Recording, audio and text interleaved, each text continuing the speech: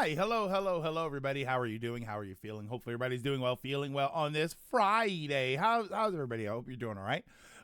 No name, Garage Band, K Short Short Dragoon, Stone. What's going on? I hope you guys are all right. I hope you are feeling well, doing well. I apologize for starting late. I will give you one guess as to what was holding me up, and then we will move on from there.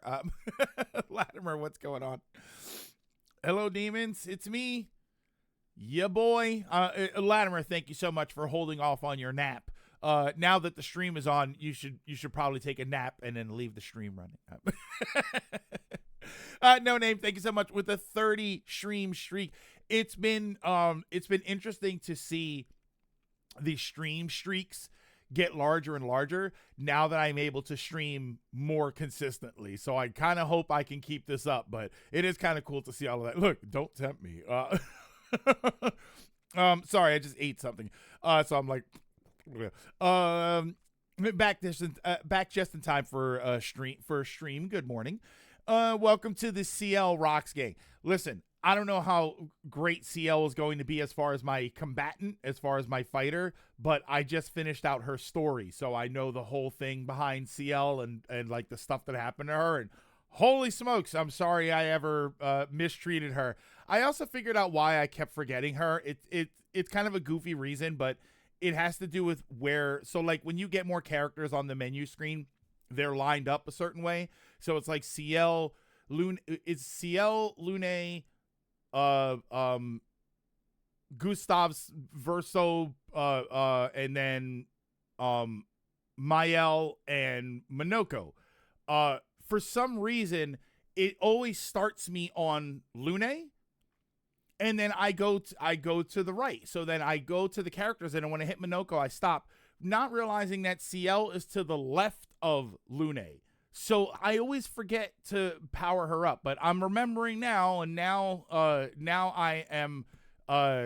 She's my adorable little character, and now I feel bad, so I want to take care of her.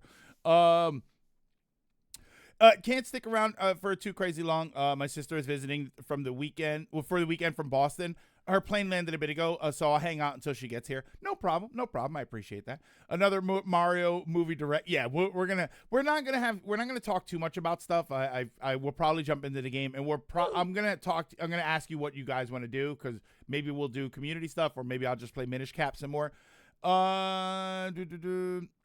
When you said half an hour, did you mean in Namekian minutes? No, I meant in real time, but then I was helping Minoko so that I could raise my relationship level. I maxed out my relationship level on everyone except Minoko, I think. I have one more. He's up to 6, so I just have one more. But I think I maxed out everybody else. Reds! I appreciate that. Hold on. Let me go back up.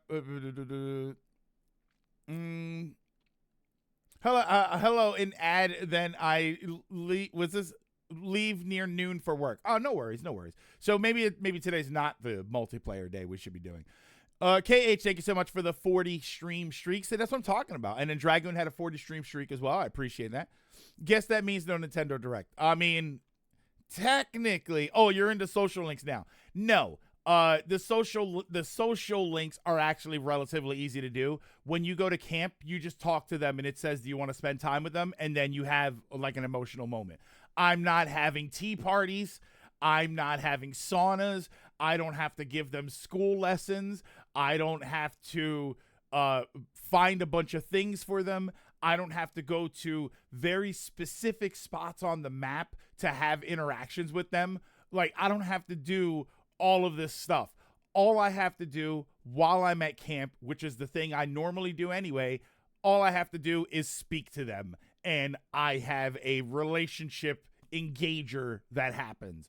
Like, that's always my problem. You know where I did the social stuff? I did the social stuff in Xenoblade. When I played Xenoblade Chronicles 1 specifically, because the others I didn't finish all the way through, but I did a lot of the relationship stuff in there. You know why? Because it happened to be on the way, and all I had to do was click it. They spoke for a minute or two, and then my relationship level went up. I didn't have to run around the map doing 9 different things and have it all be tied to something else. That's why. It sounds like a social link to me. Speaking of so many, I appreciate that. Speaking of Nintendo Direct, Nintendo may have accidentally hinted at a Direct for Mario Day. They posted a pic talking about the event. Oh, I didn't see that. Talking about an event for the event coming to Mario Kart World, and in the image, the battle mode icon had been changed and updated, so new modes could be coming to Mario Kart World. I didn't actually see that. All I saw was the post this morning, and then I tried to screenshot it because it was on the Nintendo News app, and you can't screenshot off of the app. It gives you just a blank screen.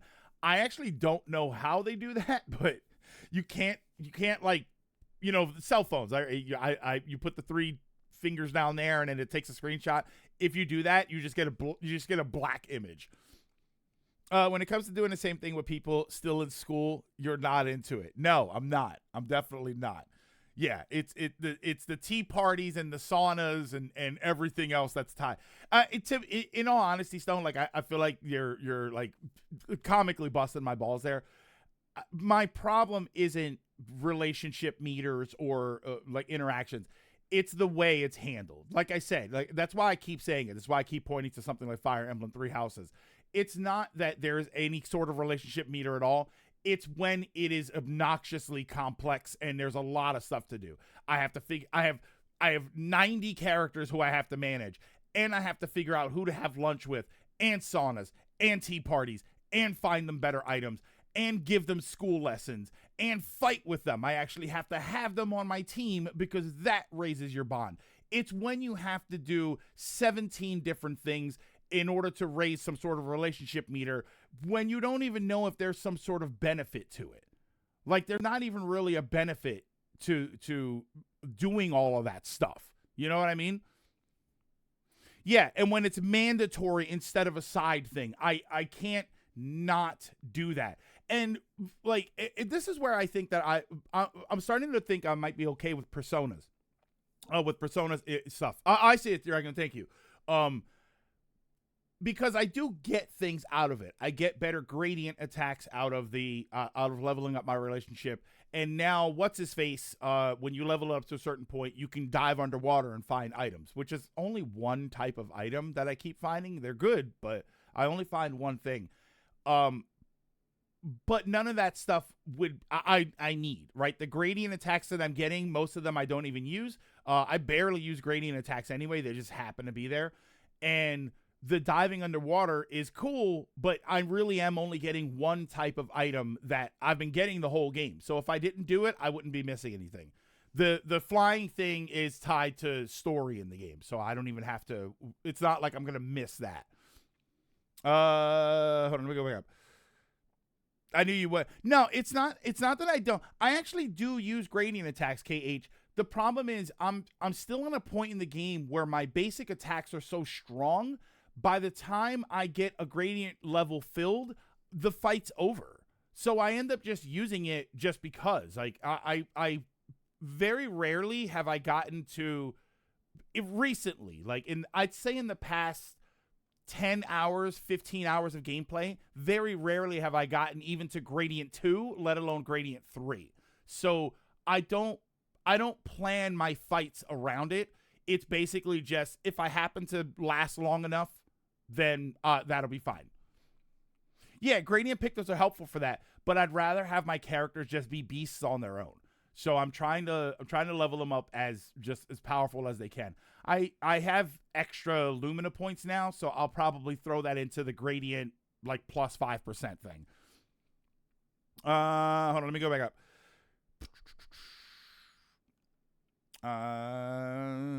So I think it's better, Greg, isn't too invested in the relationships of kids. That is also true.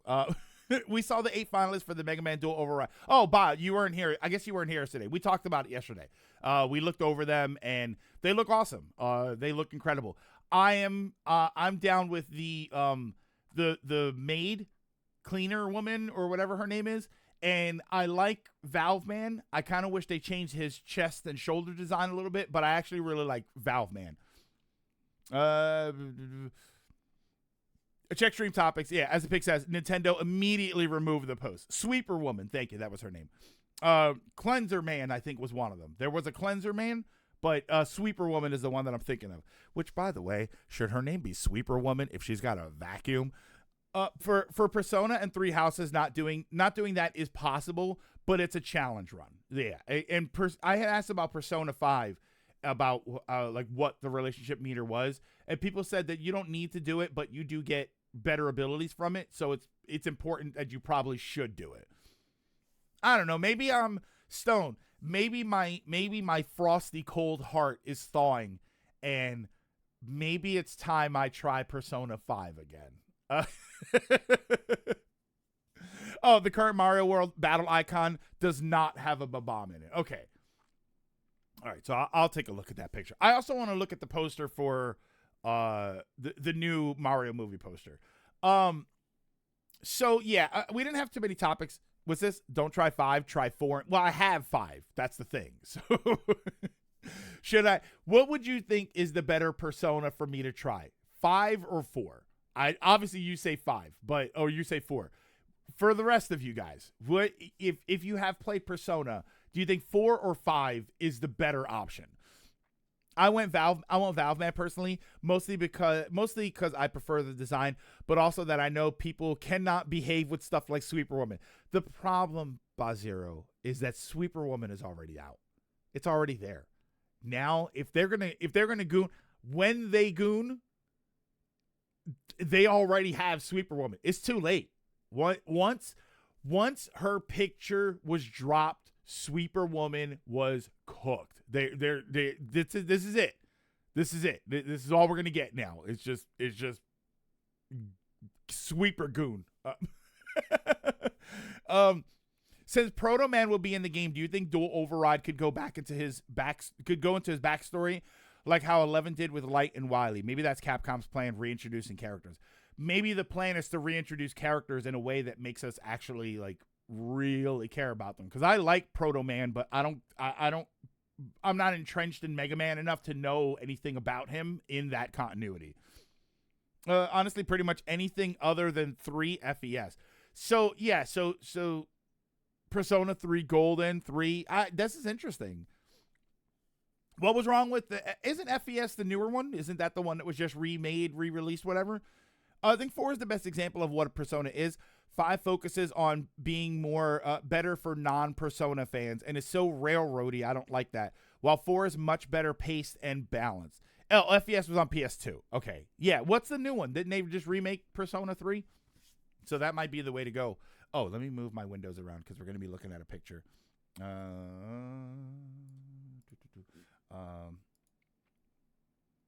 Martin. I'm sorry. I'm looking at the picture that you sent where it's like it might be a new game mode or something. All right. So let me get the poster for Mario Galaxy poster. That's the first one. Oh, wait, movie poster.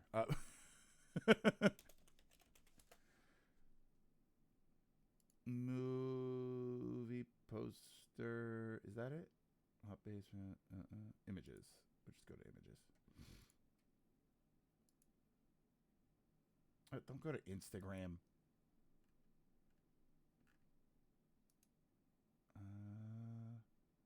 Open image in new tab. Good. I'm sorry. I'm trying to open up this damn image. Here, I'll just go to Blue Sky. We'll move this over here. Sorry. Where's the poster? Poster. There we go. That's the one. Is that it? Yeah, that's it. No, that's Reload, but that's an entirely different issue. FES is the PS2 version that comes with the choice of not letting you control your other party members.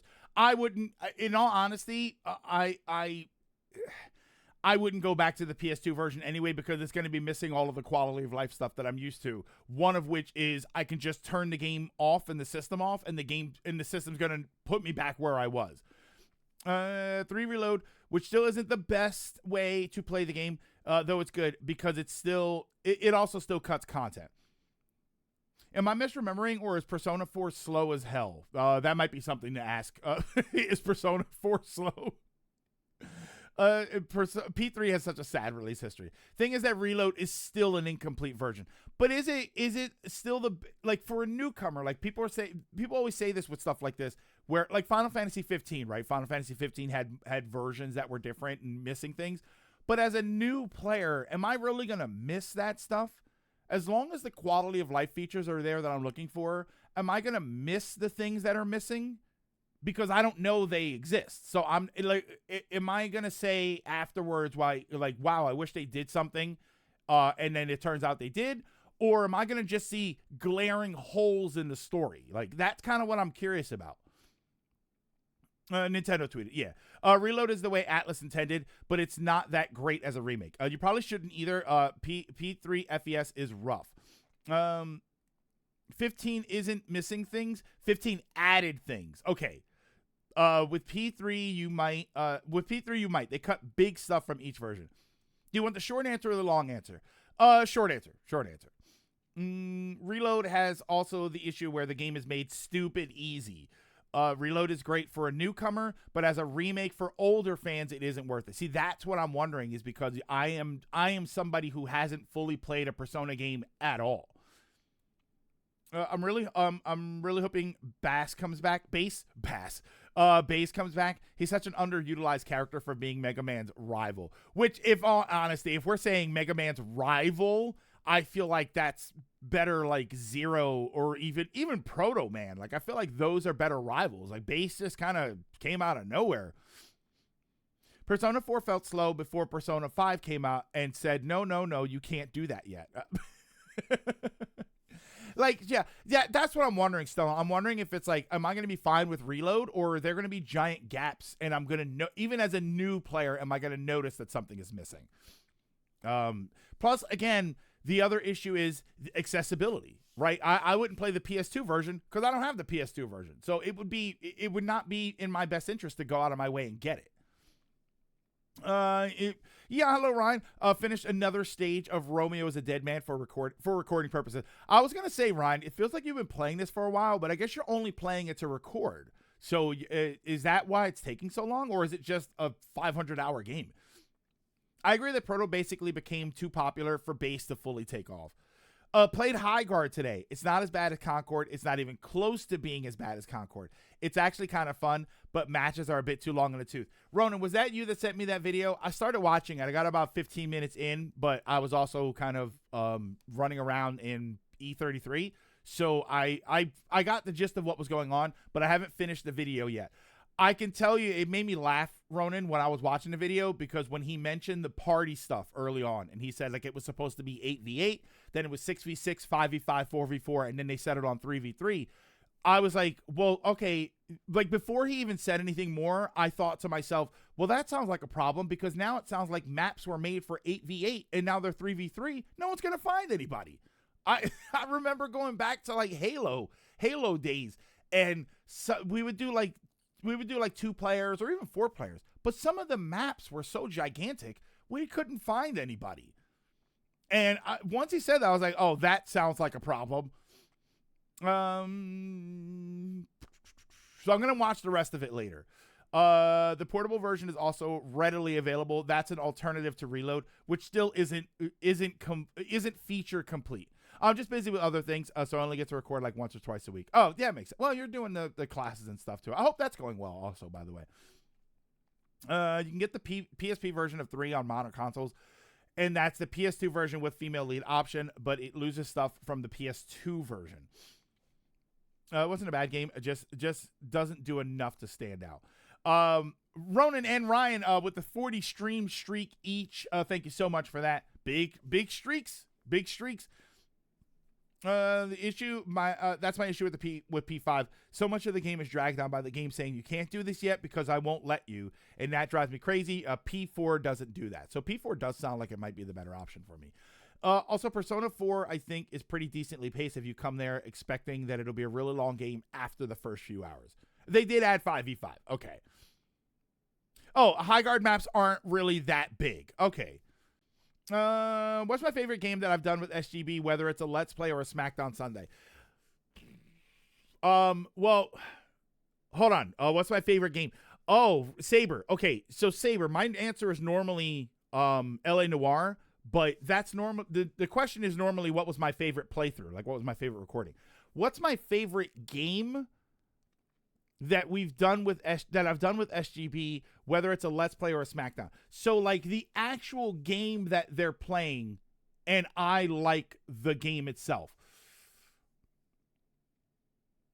I did like Sonic. I'm trying to think of just the ones that I liked, right? There's the obvious ones, right? There's Metroid Fusion, Zero Mission. There's Sonic Lost World. I ended up really enjoying. I had a good time with that game. Right, like Halo's there, but Halo's kind of a gimme. I don't know. I don't know what my favorite game is that we've done. Now let me think of the SmackDown Sundays. I mean, Gang Beasts is tons of fun, right? But that's fun because I was playing with everybody else. I'll probably go I'm going to pick from a new game, from a game that I hadn't played until I saw them play it. And it's probably Sonic Lost World. It was probably Sonic Lost World. I just enjoyed playing that game. L.A. Noire was different because I liked L.A. Noire. I liked what I was watching and seeing it. But now that I've seen it, I feel no inclination to play the game. Where Sonic Lost World, I was like, no, I kind of want to play this immediately. And I played it immediately after we were done with that recording. There's a reason why people say there's no good way to play Persona 3. Imagine playing 3v3 shooter game on a map the size of Utah. Someone said this before, and I agree. P5 has good game characters, while Persona characters... while Persona 4, I'm guessing. Characters that feel like actual people you want to get to know, with actually relatable issues. While a lot of P5 social links tend to be on the wackier side. Should have worded that better. I meant playthrough, not the game itself. Most fun to record, L.A. Noire. L.A. Noire. It's... Some games have gotten close. We did a Zero Mission playthrough that I think got close. Gang Beasts are probably playthrough L.A. Noire, SmackDown Sundays, Gang Beasts. I have fun every time. I think we've done Gang Beasts 3 times, and I have fun every single time we do it. It's so much fun. Also P3 Reload hides its version of the FES content behind an expensive paid DLC. It's still not the same as FES version of the answer. FES version of the answer. Gang Beast was so funny. I love that. I think it's so much fun. Thoughts on the Legacy Avengers PvE for Rivals? Wait, hold on. What's that? I haven't seen that. Is that part of the new update for 7.0? I haven't seen the patch notes for 7.0. Maybe I should go over that stuff too. Maybe we might have a pack day today. As in that Persona 3 and beyond are adventures that take almost the full calendar year in game. Not every day, but most days. Golden adds a lot more stuff. Some stuff I think makes it overbloated, but it has a lot of charm to keep it interesting. Persona 4 Golden. And I think that's the thing that kind of bugs me the most about P4 and P5 is that they're games that I worry about long anime series and long series in general. I worry about long games that they're going to feel like they're overstaying their welcome. And I'm going to run out of steam halfway through it, and I'm just not going to want to play it anymore. Right? I'm going to start Persona 5 in April, and by the time I hit September, I don't want to be playing it anymore, right? And I know it's not literal. I know it's not like every day is literal that, but it's going to take forever. It's just, in that's sort of like my biggest, and it's not a question of I'm going to take forever. You guys are writing paragraphs here. It's not that I'm going to take forever and it's just that it's going to take forever. I feel like it's going to take forever and I'm going to get bored halfway through. And then it's going to feel like all that time that I played it up until then, I am now not interested in playing it anymore. And then I'll never go back. Is it Hydro City or Hydrocity? How's it written? Are Hydro and City separated? Is City capitalized? It depends on how it's written. High Guard is played in 3 sections. There's 2 bases, your base and the enemies. You first reinforce your base, and then you go and stock up on gear, which is very Apex Legends style. After a certain time, a sword will begin spawn called the Shield Breaker. Once fully spawned, the game becomes a CTF, except you have to take the sword to their base and breach their shield. When the raid begins, then the raid begins where you have to blow up 2 generators to win. I'm gonna be honest, Ronan. That to me right there, it just sounds busy. And I'm sure it's a lot of fun. I don't know that I want to do, like, you have a team deathmatch along with a base builder simulator, right? And then it turns into like plant the bomb. I forget what that's called.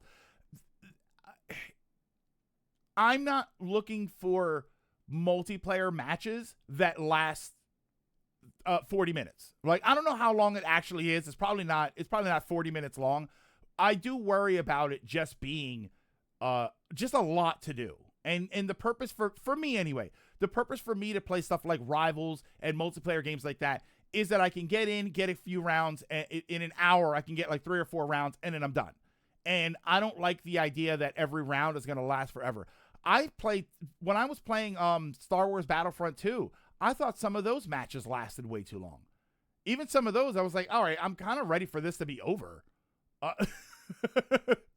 And then it kept resetting, and since I didn't understand how I was going to say Battlefield, but how Battlefront worked, I didn't understand why the matches didn't end. And I guess it kept going back and forth. I was like, all right, I am actually ready for this to be over.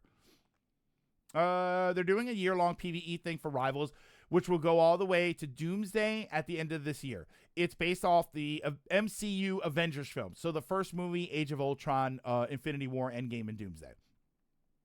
There's a roadmap they're making of releasing content based on all 3 Avengers movies, up to 4 Avengers movies. People are thinking Doom will finally drop. Stone, that would actually be kind of awesome if Doom drops at the end of it, because when Doom drops in Marvel Rivals, it will be Doomsday. And that would be great marketing to say, oh, it's Doomsday in Rivals because this is the day that Doom comes out. To explain the answer, FES was intended as an epilogue of the plot of P3. And originally Reload said, we won't make FES. Then Atlas said, JK, we will do it as paid DLC, but not the same as the OG FES. Depends on what you're in the mood for. Sometimes I want a long RPG. Sometimes I want a short hack and slash. I find that I don't particularly like when I have to play a long game session. E33, I'm loving it. I'm loving E33, right? It's terrific. But if you told me that that there was another 60 hours of gameplay after the 40 or so hours I put into it, I would immediately not want to watch it anymore. Or play it. We have strong feelings in Persona. We're all taking creative writing lessons. Yes, absolutely. Morning, everybody. Morning, Otaku. I honestly stopped having strong feelings after Persona, after 5 OG, when I said I will not be buying any Persona spin-off stuff anymore before Persona 6, and that is not Persona 5 Arena. Hydro City made more sense to me because it's a city full of water. Hydrocity sounds cooler, though. Hydrocity sounds like a measure of wetness. Like, what's the hydrocity of this plank of wood that sat out in the rain or something, right? Like, that's what it sounds like to me. Doom drops. Is he okay? Tonight at 11, Doom! Definitely think Thanos is going to be coming out this year due to PvE for Infinity War. And so maybe that's when they'll introduce Thanos. It's kind of weird because they already introduced Loki and Ultron. So you can't really do it in that sequence. Doom drops in Rivals and you hear foot dive. All right. So what do I want to right now I want to look at this thing. Did I switch this around? I didn't switch this around. Almost sounded like Bane. What do you mean I sounded like Bane? You know, Bane has had many different voices, but for some reason, this is the one everyone latched on to. It really is. I will break you. And yeah, I'm kind of happy that they went with that everybody goes with that Bane voice, because the Batman TAS Bane voice is incredible. It's fantastic for the character. But now I can't get that sequence out of my head from the first Bane episode where he overloads on the Venom and he's like screaming and his eyes are bulging out of his head. And I'm like, oh my God, buddy, just have an aneurysm. Just get it over with. An example of the impact of Persona 4 world and characters. Atlas did a bunch of very successful P4 spinoffs. They tried to even do more with Persona 5 to a resounding meh. They scrapped the plan for a P5 fighting game, and a few others due to that. I mean, I feel like you don't need a P5 fighting game. I feel like you need a Persona fighting game with characters from every franchise, from every iteration of the game. For some reason, the Tom Hardy voice is the voice of Bane, despite him being from Central America. Yeah, like the TAS voice is absolutely the better voice. It's kind of like Batman, right? Batman's had regular voices. It's like a regular guy, and Conroy's Batman and his Bruce Wayne sounded very different from each other, but not to either extreme. And then you had Christian Bale's Batman, and now they all do that. Now everybody's like, oh, we're gonna be Batman. It's like, he never did that before. I also kind of had that with Yoda. I've talked about that with Yoda, where the whole Yoda talking backwards thing is actually an over-exaggeration, because if you go back and you watch Empire, he mostly talked normal. Like, he talked like the weird country bumpkin guy until it was discovered that he was Yoda. And then I would say most of his dialogue was normal speech, or maybe there was a word or two moved around. But now when people do Yoda voice, everything is backwards, the way they talk, like every single sentence. And it's like, go back to Empire. He didn't actually talk like that. Something my favorite Bane is the new Batman Adventures right next to Origins Bane. Persona 4 had 2 fighting games. Maybe one more, maybe more 1.5. Thank you. Uncle said what I was thinking for another Persona. Yeah, like, why are you making a Persona 5 fighting game and a Persona 4 fighting game? Why aren't you just making a Persona fighting game with everybody in it? I don't really get that. John Lindsay for the 35 stream streak. I appreciate that. Don't know why, but for some reason I want the dude from Cannibal Corpse reciting Bane's famous speech. Just to hear him scream, I will break you. Santa Prisca is nebulously somewhere in the Caribbean. It's DC geography. Stone, I don't know what that means. Is that a place? I wish they did Persona 5 Arena. To be fair to what you're saying, that's what the P4 fighting game was. It was a crossover between 3 and 4, with 4 being plot focused. But was it called Persona 4? If you say the game's called Persona 4, I don't think that's Persona 4, a Persona 4 and 3 crossover. That sounds like a Persona 4 fighting game. Call it Persona the Fighter or something like that, like something goofy. Persona Fighter Z, right? Just call it something that makes it obvious that it is a franchise fighting game, not a fighting game for one game. Because if I saw Persona 4 fighting game sitting on the shelf, I would not buy it. I would not understand. I'd be like, oh, okay, well, I didn't really like Persona 4, so I'm not going to play it. If anybody got here late, I haven't played Persona 4. I'm just saying. Yeah, it's called Persona 4 Arena Ultimax. That sounds like a fighting game for Persona 4 characters. I would not expect Persona 3 characters. I would want, if I were a Persona fan, I would, Final Fantasy. If I got a Final Fantasy fighting game, I don't want a Final Fantasy 7 fighting game. Even if it has other characters from other things. I want you to call it Fighter Fantasy or something, and I want it to be clear that it is a Final Fantasy fighting game for everybody. And that's what I want it to be. And then that becomes the legacy game. Right? The Final Fantasy Smash Bros. Santa Prisca is the island where Peñadora prison is, where Bane was born. Oh, okay. All right. I thought you were talking about Persona something. I'm like, what? That was way before P5. So the Persona brand was very number focused, except there is Persona 3 characters on the cover. It's still, I just still wouldn't do that. I don't know. I still wouldn't do that.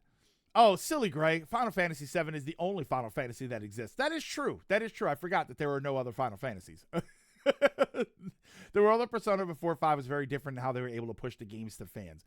It's more like Persona 4 Arena Ultimax with co-host Persona 3 characters. Yeah, and yeah, you guys are saying they're in there, but if it's 15 Persona 4 characters and 3 Persona 3 characters, it's not really a crossover.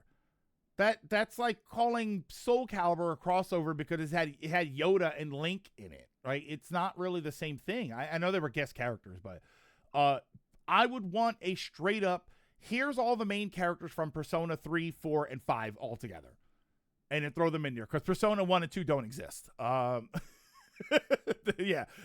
Persona 1 and 2 exist in the same world that any other non-7 Final Fantasy exists in, which is to say they don't exist. What would Bane sound like if he sucked in helium? I will break you. It's like half 4 characters. Oh, it's like half. Okay, so it's like half 4 characters and half 3.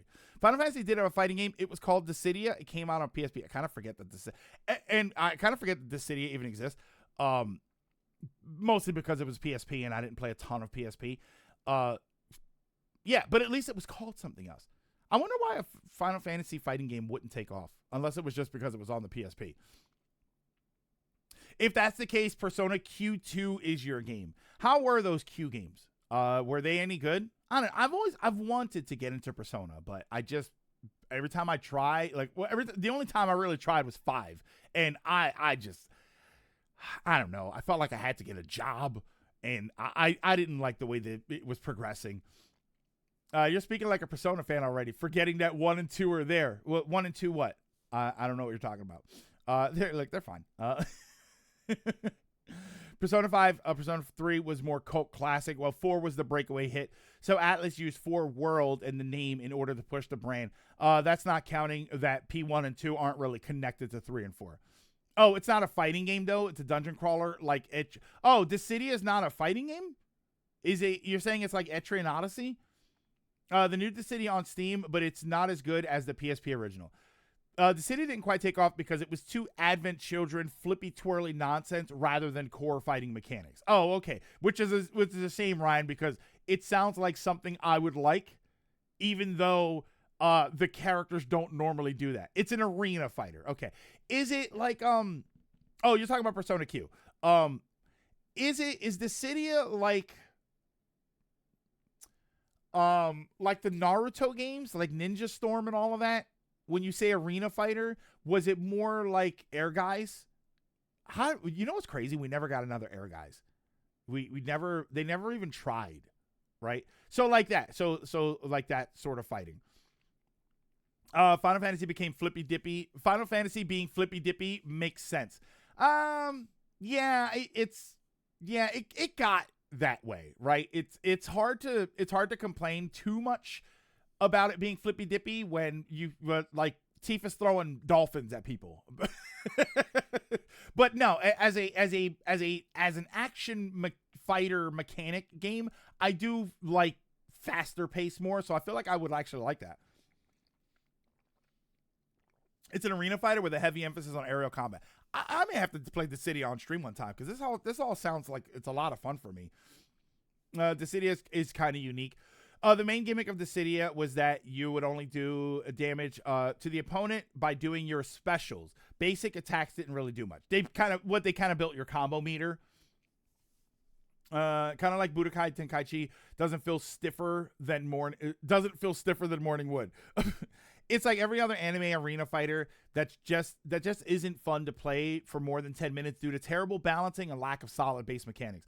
All spectacle and little meat. All right, yeah, that's kind of a problem. Someone said camera-wise, it's kind of like that. Gameplay-wise, it's not like. Yeah, I mostly meant camera. I did used to like that as a structure, sort of. You know what game I missed? And I watched some playthrough stuff for Crimson Desert. They released some new stuff and showed the combat system. You guys remember Bushido Blade? I loved that game. And I don't know that we've ever had another game like that. And I was happy, sad when I was watching the Crimson Desert stuff, the new footage because now like gameplay from people is starting to come out, and they showed the combat system a little bit, and I just remembered watching it thinking like I think I was watching it yesterday, and I was like, this looks incredible. This kind of reminds me of Bushido Blade. It's not though. You can't do like instant kills and stuff. Bushido Blade was very focused on which weapon you were using and the damage that you actually cause your opponent. If you hit them in the leg, they would have trouble getting around. If you hit them in the arm, they could only use one arm. So then they'd be swinging their sword. I had an attack that I would use where I would roll in and I would strike low, but I would be low but strike high, and it was a headshot, so it would kill them instantly because it was a headshot. It was a very interesting fighting system that I don't think they ever repeated for Bushido Blade other than Bushido Blade 2. I don't know if there was ever another one. So I do like an interesting fight system. It just has to feel engaging for me. Technically, the characters from P1 don't really exist anymore since the second half of P2 duology is in a whole new reality, and 3 and beyond are set in that world. So 1 doesn't exist in the realm of where Persona takes place. The party from P2 EP, what was it, Eternal Punishment, don't even remember the events of the game in the canon ending. Not amazing, but I feel like I didn't feel like I was wasting my time. I think you should try Dissidia. Yeah, it's a fine game. You should give it a shot. So I'll find a better way to play it. Does Kengo ring a bell? No. If you played Dissidia, play Dissidia 012, since it's an updated version of the original with an additional prequel story and additional characters. And where is that? And where is that at? Someday we'll have an anime fighter that's not arena fighting and doesn't suck. Or we can just go back to Dragon Ball Fighter Z. I can't go back to Fighter Z because everybody's dramatically better than me. Not to mention, I didn't like the whole tutorial stuff in the beginning. Bushido Blade was the one where the secret best character just has a gun. Possibly. I don't remember all of the characters very well. Both good Dissidia games are on PSP.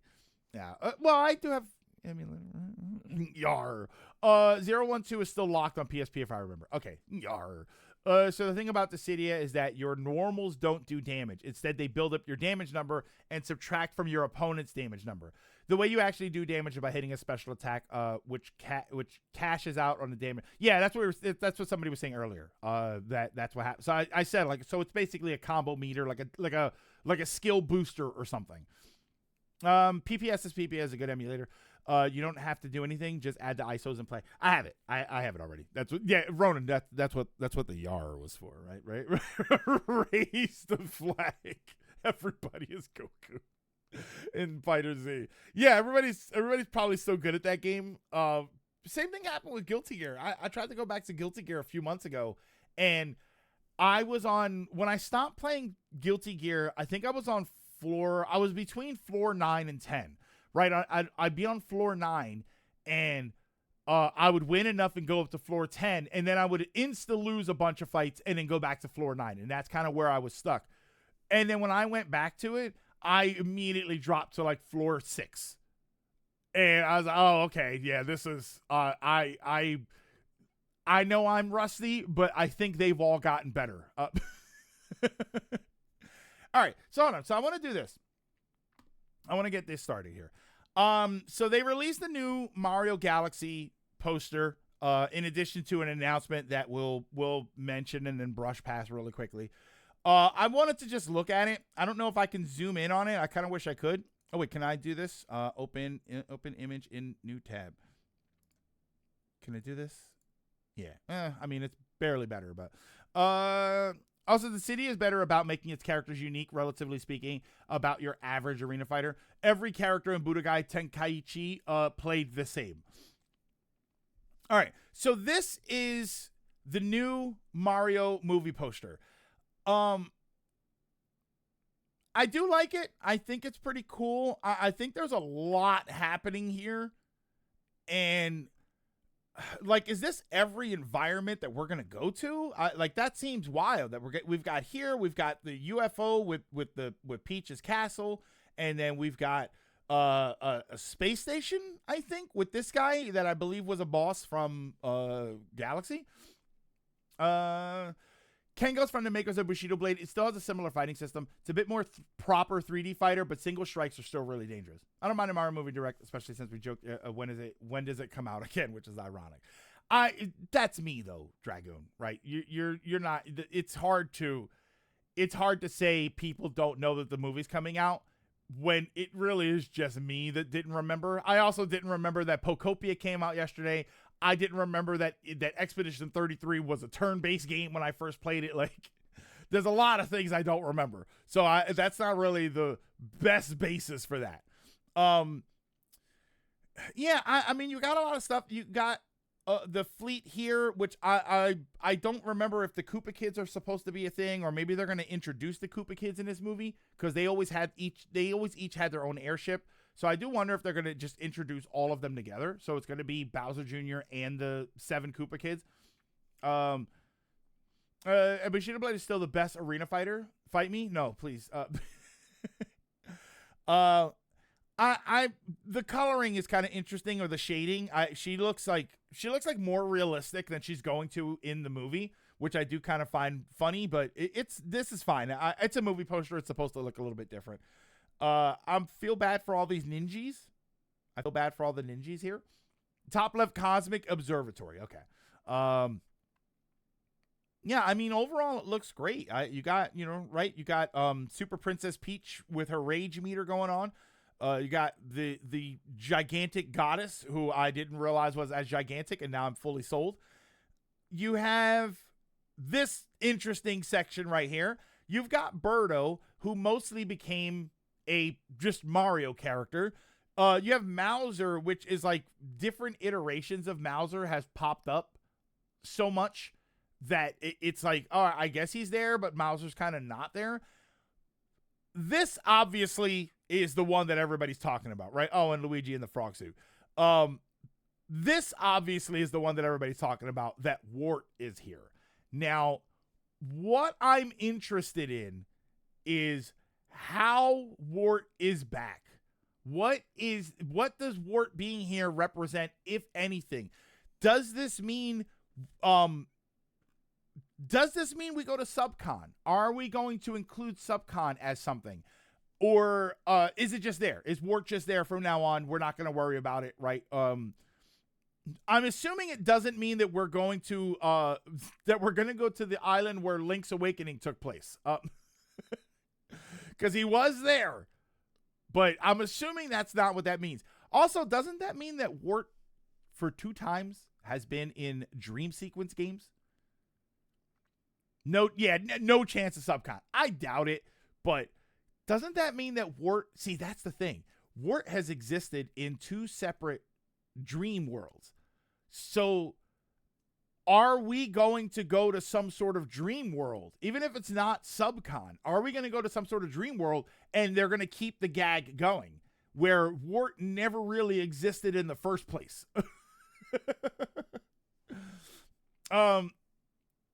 He says, "Hi, I'm Wart," blows up and dies.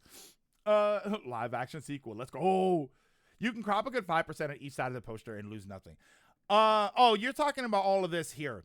I don't think this is too bad. I don't need I don't need the poster to be like just busy all the time. So I think this is fine. I think it helps frame what's happening in the middle here. So I as a poster, I kind of like it. There's also some weird texture going on, and I don't know if that's intentional or not. Can you see that? I don't know how well you can see that. So look at the sky back here. The sky back here is fine. It's a nice smooth gradient. There's no weird texture or anything. Over here, it doesn't look like that. Can you see this? All here. This almost looks like sort of canvas, like a texture. And it goes up to here. I'm wondering if that represents wherever this place is not a real place. So this could be Subcon. If we were reaching, right, there could be some sort of explanation that this area is not entirely real. Could be a hologram. Could be like it's futuristic. So there's some sort of hologram here. this is going to be interesting. I'm curious to see what this is going to look like and why this looks like this, if anything, because it really, actually, you can see it. If you can see the gradient here, it's only in the sky. It's not on this texture here. And then it stops where the orange stops. As it comes up, it stops right around here, right? I'm kind of tracing the line right around here that it stops with that texture. So I'm kind of curious. Yeah, I know subcon ain't happening, but it's just kind of interesting that there is a texture problem here. And at the same time that there's a texture problem, Wart shows up. Better chance the Sprixie Kingdom happens. It could be that Bowser Jr.'s power starts to screw up reality and bring things into it that don't belong. That's entirely possible.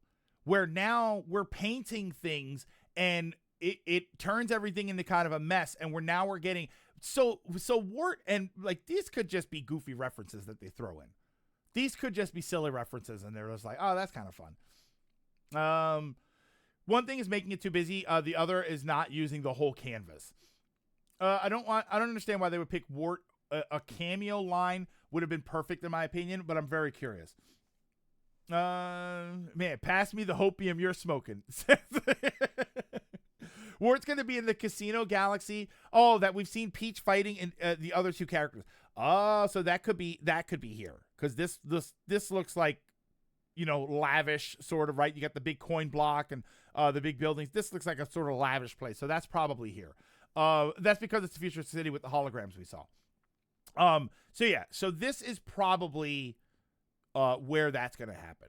Overall, I don't hate this as a poster. You're not wrong that there's a lot of empty space here. But I do like that it does frame the rest of this better. And it makes the sort of stuff in the background stand out a little bit. I don't want it to be too busy. I don't want you to just throw everything in there. Obviously, I have a huge problem with this poster, though. Okay, is there any reason that I would have a huge problem with this poster?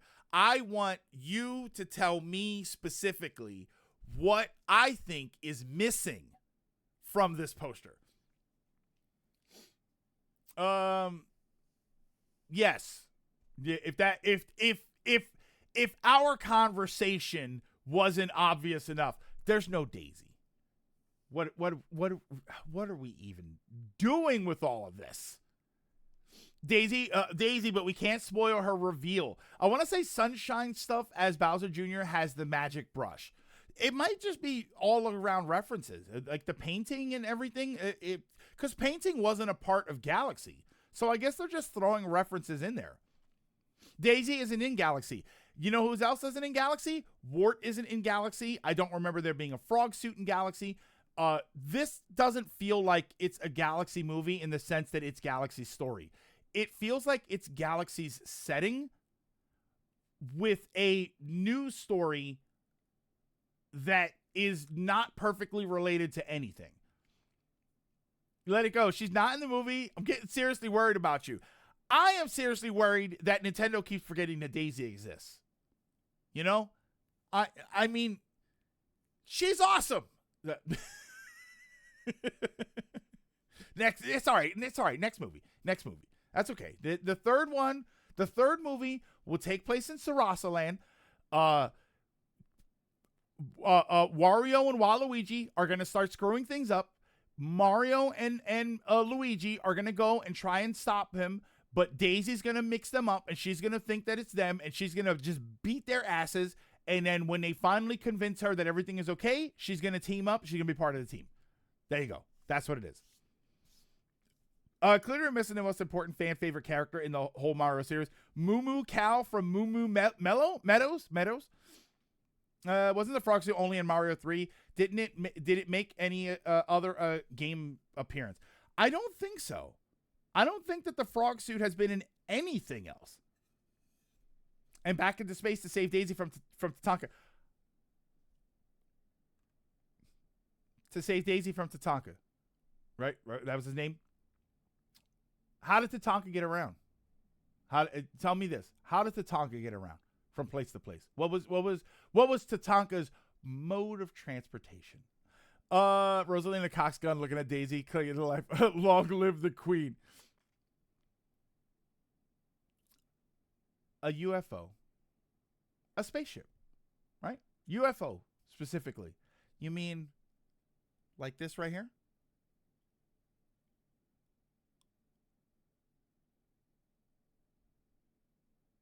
Oh, wait a minute. He might be here. Yeah, not Tatanka the wrestler. What the hell was his name? Yeah, you're right. The wrestler was Tatanka. What was it Tatanka? I didn't remember it being that, but yeah, wasn't that a wrestler? They're adding as much as they can if they don't get a third movie. I know how stupid it sounds, but you can't trust the intelligence or fortitude of people making the decisions. Yeah, was it it was something like that, but what the hell was his name? Was it Takata? No. Titania? No, it definitely wasn't that. It was Hold on. Mario Land and boss. Could you just show me the guy's name? Tatanga. Yeah, rode around in a little spaceship. That could be it. This could be Tatanga's little house. And then at the end, or Tatanga, at the end, they blow up the UFO, and then he escapes in the little ship from Mario Land. Come on. We can do this. And you know who the princess was that we saved in Mario Land? Dracus? Do we know who that was?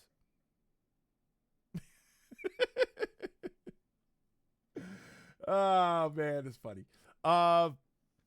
Overall, I don't hate this poster. I like this poster.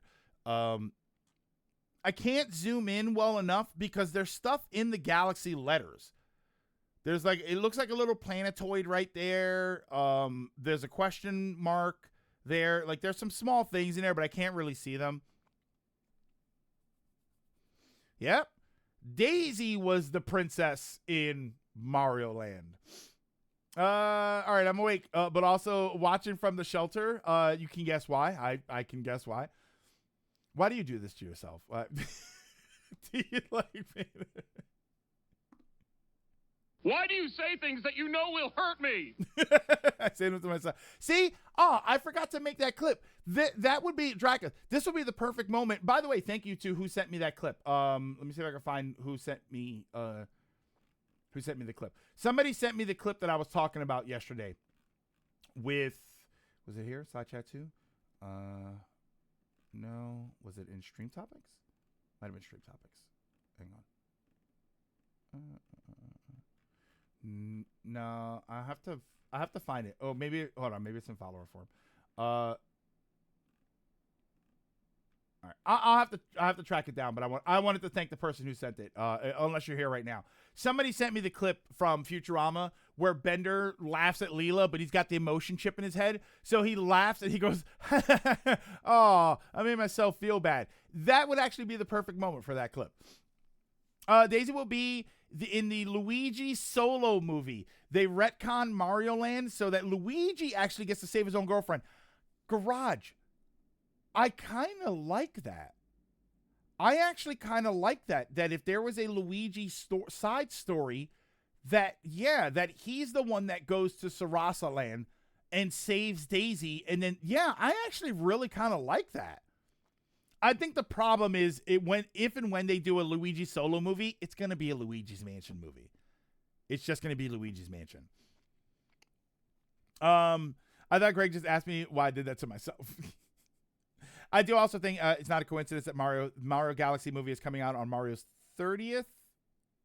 Oh, I do think that this movie was also intended as a celebration of why many love, with as many callbacks as they can squeeze in. Luigi gets to do stuff. That'll be the name of the movie. Except we can't have the princess being kidnapped and saved. What do you mean? In the course of the movie? I think so. I think we could do that. Daisy, I don't know. I have my version of Daisy that I like is like, if she got kidnapped, it wouldn't even be. I think it would be funny if Luigi. Oh no, you know what? Hold on. So let's not use that as a movie, right? Let's do this differently. What if it turns out that at some point Daisy gets kidnapped onto the UFO, and then Luigi goes to rescue her because they have to split up, right? Oh, somebody has to go and help Princess Peach with the castle, and then somebody has to go and rescue Daisy. So Luigi goes to rescue Daisy. But when Luigi gets there, she is beating their asses, and he ends up having to stop her so that they can leave because she is just dominating everything. But she appreciates him coming to help her, and then that's how they start to get together. I think a lot of the cameos and stuff aren't intended as deep for now. No, I know, but this is, don't we like doing this stuff? I always go over these posters and overanalyze everything. I mean, we haven't even talked about what this poster says right here. That looks like it might be a candied apple. I'm not entirely sure. Possibly a candied mushroom. Hey, it's been 30 years, and since any Mario game could be your first, remember this one? Yeah, just kind of throw things in there. Yeah, they'll be mad at us for 5 minutes and then move on to the next thing. This would be beautiful. I wish it were realistic to expect. Time for another year of Luigi. Give me that sweet $1 million contract. Ouija's time to shine. Have you seen the Dubus Goobus Luigi's Mansion animation that sums up what you want from the movie? No, I haven't seen that. If you have that link, let me get that. And Luigi's Mansion, I only played the first one, and I was just kind of okay with it. So maybe 2 and 3 are better. GG, thank you so much. Sir GG, I'm sorry. Thank you so much. In the Hunt with a tier 1 subscribe for 41 months. How's it going? It's going well. It's actually going pretty well. I hope you're doing well as well. Yeah, I think this is fun. Like anything beyond this is just sort of glazing. Right, the texture on the outfits. I love that the texture on the foot pads of the frog suit are different from the rest of the suit. Obviously you got the Pengu, right? Penguin, Toad here. Pete, everything else is just sort of like sort of glazing about how everything looks. You got I like that you've got all the Lumas on this side, and then you got all the Ninjas on this side, which is kind of funny. And then you got all the airships, which is, there's more than 7, so I don't know what's going on there. Luigi's Mansion 3 would be up your alley. 2 is good, but it's very mission-based due to being a 3DS game. So what did Luigi get for himself in the year of Luigi? Other than spin-off of New Super Mario U, the second worst New Super Mario Bros. We got Dr. Luigi. Stream topics or side chat 1 or 2. Either one of those works fine. Doing okay. Got a lot of work last month. Was not really tuning in the streams. But I see you've returned to regular streaming. Yeah, I've returned to regular streaming for the time being until I have to, go out and get a job. But for right now, I am streaming much more regularly. 2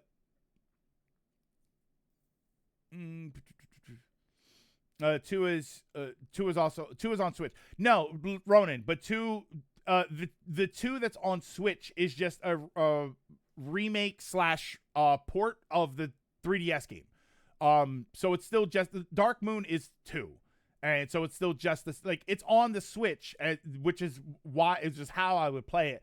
But from a game structure design, it was a 3DS game, and like they didn't change that for the Switch version of the game. The only good part about being in the shelter is eyeing the dogs just like you're hanging out with dogs and stuff. That does sound kind of cool. Other than, what you have to sacrifice to be there. Luigi Mansion 2 is a good game. But yeah, this was the poster. Obviously they dropped this because at the same time they announced that on Monday, March 9th, they're doing another Mario movie direct. I'm trying not to be butthurt about wanting an actual direct. I think what annoys me about this more than any of the others is we've had one in this cycle of Nintendo Directs, of Nintendo events.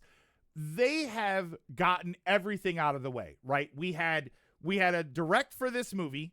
We had a partner showcase. We had an indie showcase. I think we had a partner showcase, right? We had an indie showcase. We had a treehouse, and now we're getting another movie Direct. It's like, all right, they're trying to build up to the big Direct. Let me be clear about this. I actually don't mind this structure. If this is something they repeat every year, where every year at the beginning of the year throughout February and, a little bit of March, we get like events for whatever their biggest projects are. Maybe we get a treehouse that extends, shows an extended view at a couple of things, and cap it all off with the Nintendo Direct, right? With the first party Direct. I think this would be great. I think this is a great thing that they should constantly do and consistently do. But you're throwing the same Directs at us twice, right? You did a movie Direct, and then you're doing another movie Direct. Like, what else is there to find out that we need to know? I don't think we need another movie Direct. If we could use some ads, right? There should be some promotional stuff going on. I don't think we need a full Direct for this, even if it's a 5-minute event, which is probably going to be. I just don't think we need one for this because we already had one. If you wanted to say a bunch of things right before the movie came out, why did you do the first one? Why didn't you do just this one and have this be the big Direct? Like, it's just kind of annoying, right? And I'm not sitting here like, oh, the Direct hurt my family, right? The movie Direct hurt me personally. It's just kind of annoying that they're kind of blue-balling us for the big Nintendo Direct, and they're doing it so much that they're running. Like, imagine if 2 weeks from now we got another indie event. And then after that, we got another partner showcase. Like, how many of these do you have to have before you're like, all right, just do the big Direct? It's kind of insane. And obviously everybody's kind of would roll their eyes at, oh, another indie Direct. Like, they would never do that. I would have thought they would have never done another movie event. You did a movie event. It's all right. We're going to watch it. Does anybody here need convincing on the Mario movie, right? On the Mario Galaxy movie after everything we've seen? You're either going to watch it or you're not. I don't think that the Direct is going to sell anybody else on as advertising for the movie. And I don't think anybody who's already committed to seeing the movie is going to be turned away from it.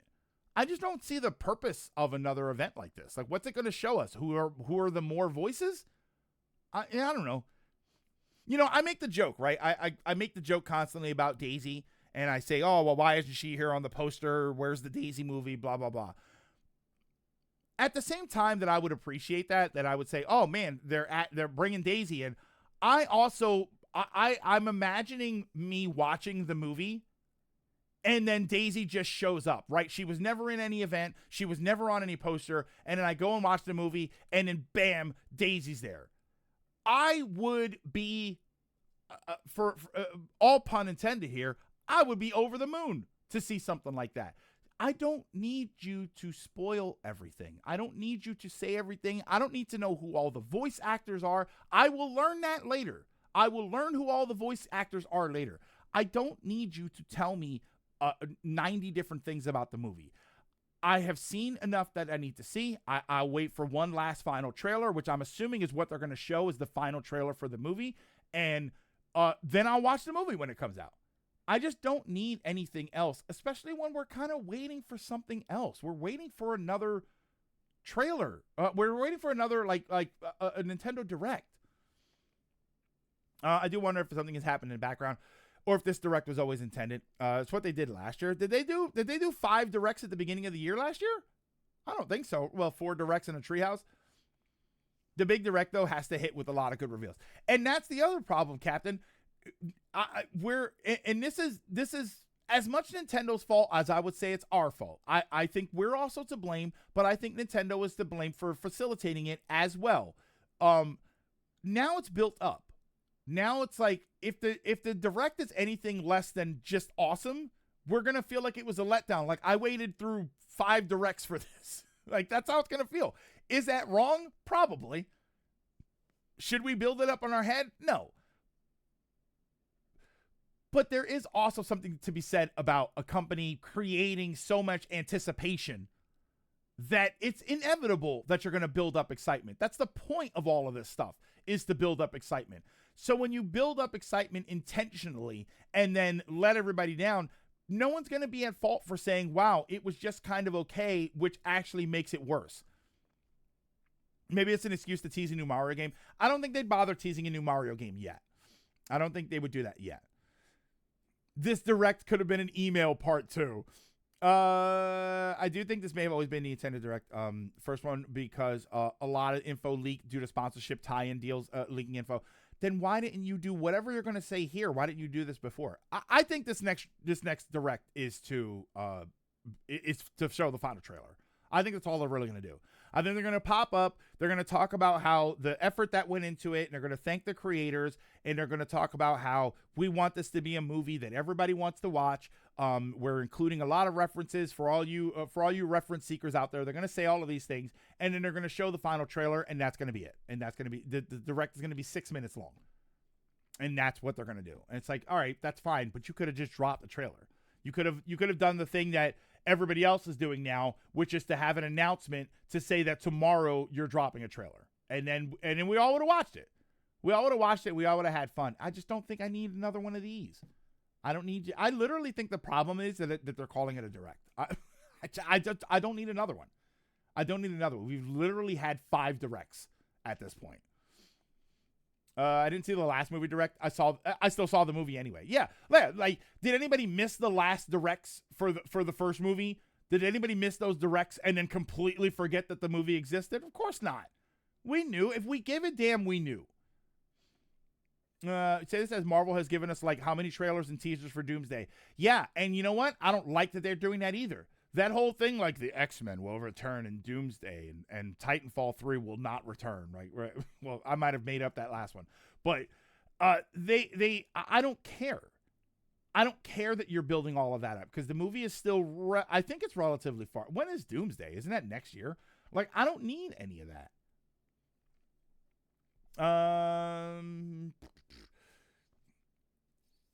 Oh, they did a bunch of small directs. Everyone cried. It's over. We don't need any games. We don't have any games. Then the main direct, everyone said, oh, never mind. Last year. Nintendo has fed us nothing in 5 months. Nintendo needs to hold off on directs until E3 week. I'll see the Mario Galaxy movie around more often than we have Nintendo game advertisements. December. Yeah. So I don't need any of that for Marvel Doomsday. We'll get there. We're not going to forget that the movie's coming out. We'll be okay. And then the worst trailer was Batman v Superman hype, and then they revealed pretty much everything for the main plot points with the very first trailer.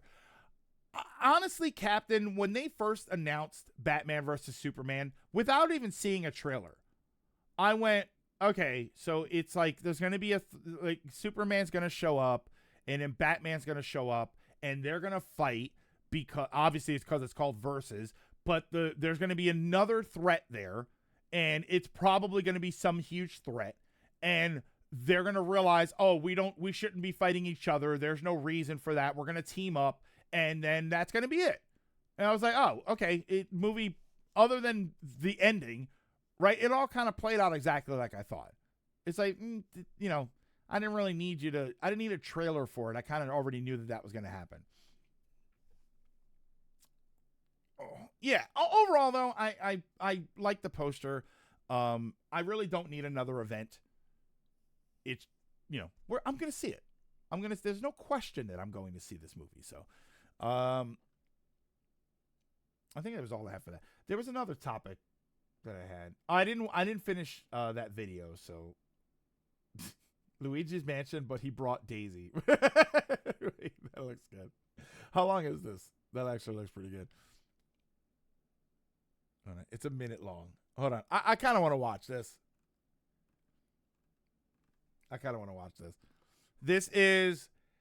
Dubus Goobus.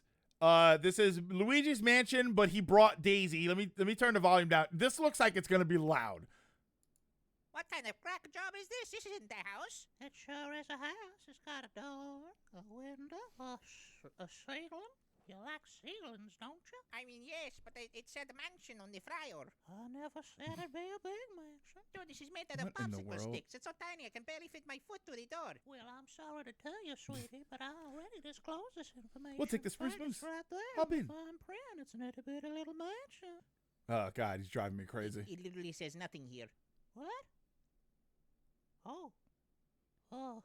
Did you forget to write it? I mean, Wait, where's I Daisy? never Is this the right wrote video? on a pencil. I'm not I seeing wrote nearly on enough notes, Daisy. so Is this the right video? I didn't forget. I think this is grounds for the police. You realize that, right? Well, does it at least say the part about me getting to legally kidnap your brother? No. Hey, Luigi, quiet, you. Okay. Well, did I at least write the part where you Yeah, give this doesn't seem permission to correct. kill you? You actually did, but I don't think contracts are allowed to do that. Oh, Hold on, is this the right video? Daisy, sick 'em. Thank you very much, honey. God, Oh, hold on. Nothing. That's not nearly enough Daisy. What are we doing here? Daisy, sick 'em. Thank you very much, honey. God, I wish I was her. Nothing. Get the plushie before it dies. Okay, yeah, that was kind of there was not nearly enough Daisy. It was funny and silly, but there was not nearly enough Daisy there. Yeah, I didn't think I thought I had something else, but oh, hold on. I want to see this ahead of Marten Day later this month, Nintendo. Oh, so this is I'll bring this over here. Let me put that back there. Do that, and then I will bring this over here. Time to write an angry letter to Mr. Goobus. So, all right. So Dragon told me about this ahead of Marten Day. Do you guys call it Mario Day, or I have a habit of calling it Marten? Egg Lord, thank you so much for the follow. Very much appreciate it. Ahead of Marten Mario Day later this month, Nintendo may have teased a new update for the battle mode in Mario Kart World. In a now removed post about Mario Day events for World, a screenshot shows an updated battle mode icon featuring a Bob-omb. The world currently includes balloon battle and coin runners, and the return of Bob-omb Blast wouldn't be a surprise, as it's been a staple of the series for years now. So they're probably going to bring back Bob-omb. What was it called? Bob-omb Blast. So what I'm here's copium. Here's some copium / hopium right here. I wonder if this Mario Galaxy Direct is not going to be fully a Mario Galaxy Direct. I wonder if they are going to throw in a couple of small things. Not gigantic things, not like game reveals and stuff, but I wonder if like if they're going to announce this there, if they're going to say we have some other news for some of your favorite Mario games, and then maybe they're going to add this. They're going to show an update for like some other games, maybe even shadow drop Mario games, because they're what are the Mario games that we're missing on Switch, right? I mean, we're missing a ton of them in NSO technically. So I do wonder if they're going to add a few other announcements and shadow drops. Maybe this is going to be one of them. That is a good possibility, I think. Cinco de Mario. That one doesn't work. But how great would that have been? Mario, yeah, I mean, you could do Mario Strikers. It doesn't necessarily have to be Galaxy related, because this is not like they're adding a Galaxy mode to Mario Kart, assuming this is accurate, right? For all we know, this is a made-up screenshot. We need, excuse me, we need Strikers and Toadstool Tour. One of the Mario games that we're missing is Mario is Missing. What a shame. I mean, we could get some of that stuff. Yeah, Mario is Missing is missing. We could get Hotel Mario, you know, like, yeah, I'm wondering if the reason they're doing a second movie direct is because they have other stuff they want to drop for Mario Day, and they can't, like, at that point, I would just say, just tune in for the Mario Day direct, and then show us everything that they're going to add for it. But yeah, I'd be interested to see what this is like. To be fair, though, I'm not a huge battle player when it comes to Mario Kart. I'm mostly just a racer. So this is this is going to be fun for us to do, but I won't engage in it without you guys unless we do it on SGB. They said no gaming announcements. They said no gaming announcements during the event itself. So yeah, if they don't do it, then okay, that'll be okay. But so maybe this won't be in the direct. Maybe this will just be announced. They're just going to drop this. I do have a feeling this means that they're going to drop some things for Mario Day that we are unaware of, and they're going to tell us at the last second, which is fine. I'm actually very happy with that. You know me, I love a good shadow drop. I like a shadow drop. I think that it helps raise hype for something. High Guard could have used one. I do like the concept of it. I've said before, I don't like the idea of announcing things way too early. Sometimes you don't want to announce things too late, but I do like a good shadow drop. I think that that's a lot of fun. I do like the late announcements. I do think that that's much better. Mario's Missing is how I learned that the Taj Mahal was commissioned in 1631 by the 5th Mughal Emperor Shah Jahan. Wait, isn't that the guy that makes clothes? To house the tomb of his favorite wife. Yeah, High Guard was, that's why I said it. High Guard was meant to be shadow dropped, and that might have actually worked better if it was shadow dropped. Shadow drops are fun, but Izuna drops are where it's at. I mean, Sonic drops are pretty good too. Yeah. So we'll do that. Let me move this back over. Yeah, I don't think we have anything else. It's probably going to be a shorter stream today too, just because I want to relax a little bit, and to be honest, I want to get back to E33 because now I'm doing cleanup on E33, and I'm slowly getting more powerful in the game, but I still have a long way to go. Yeah, I think that was it. I didn't really have anything else. I was going to talk a little bit about the Crimson Desert stuff that I watched. Okay. Yeah, I was going to talk a little bit about the Crimson Desert stuff that I watched, but I don't. Crimson Desert's another one where I don't really think I need to see anything else. The only thing I need to see left from Crimson Desert is what does it look like on a PS5. That's really the only thing I need to see, because the ones that I watched were still all PC. They got invited out to an event and they had like decent PCs, and then there was one. I think it was Crimson Desert that I was watching. To remove any graphical issues from the game, the one video that I was watching, Drakus, I don't know if you linked me a video. I did find a bunch of videos, but one of the ones that I was watching, they ran it on like a high powered system, like a 70-something like a beefy graphics card. Like, they did everything possible to max out the game so that there was no question of the graphics. They just wanted to talk about the game experience itself, which I thought was kind of interesting. Obviously, limited graphics are going to change how you engage with the game, but it was nice to see what the game should look like or could look like at when it's maxed out completely. If there is anything that you take away from this game, from the footage, let me see if I can find a nice picture. See if I can find a good picture for the game, because there was one thing that stood out to me when I first saw it. Crimson Desert. Let me see here. I want to find a good. That's a good picture for it. That one's okay. That one's good. That one's okay. Just hit the level cap at midnight. Now for the real grind. That's right. Is this a good one? Okay. This one. Actually, here. I didn't move that yet, so. Here. Up. There. And then I will move this here. No, see, that's a bad picture too. So I'm looking for a good picture. That's hilarious. We'll probably just go up to one of these. I want to find. Where is it? That one's okay.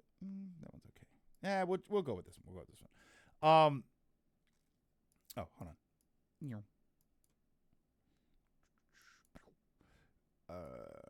Do that. Sorry, I have to move things around to make sure I can read chat and everything. Art's missing. Have you seen Nathan Fillion, Jules State, Summer Glau, and Gina Torres, Marina Baccarin, and Sean Mayer have been teasing the return of something? Well, I know exactly what that's the return of. Lilac with that cast. It said it's not a convention, novel, or podcast or anything like that, leading a lot to think the Firefly revival might be coming. By the way, the game is being made so that it's very well optimized. So, yeah, one of the videos I was watching, he's like, yeah, we tried to, like, stress the game out, and there was no possible way they could stress the game out. They suffered. So, look at this image right here.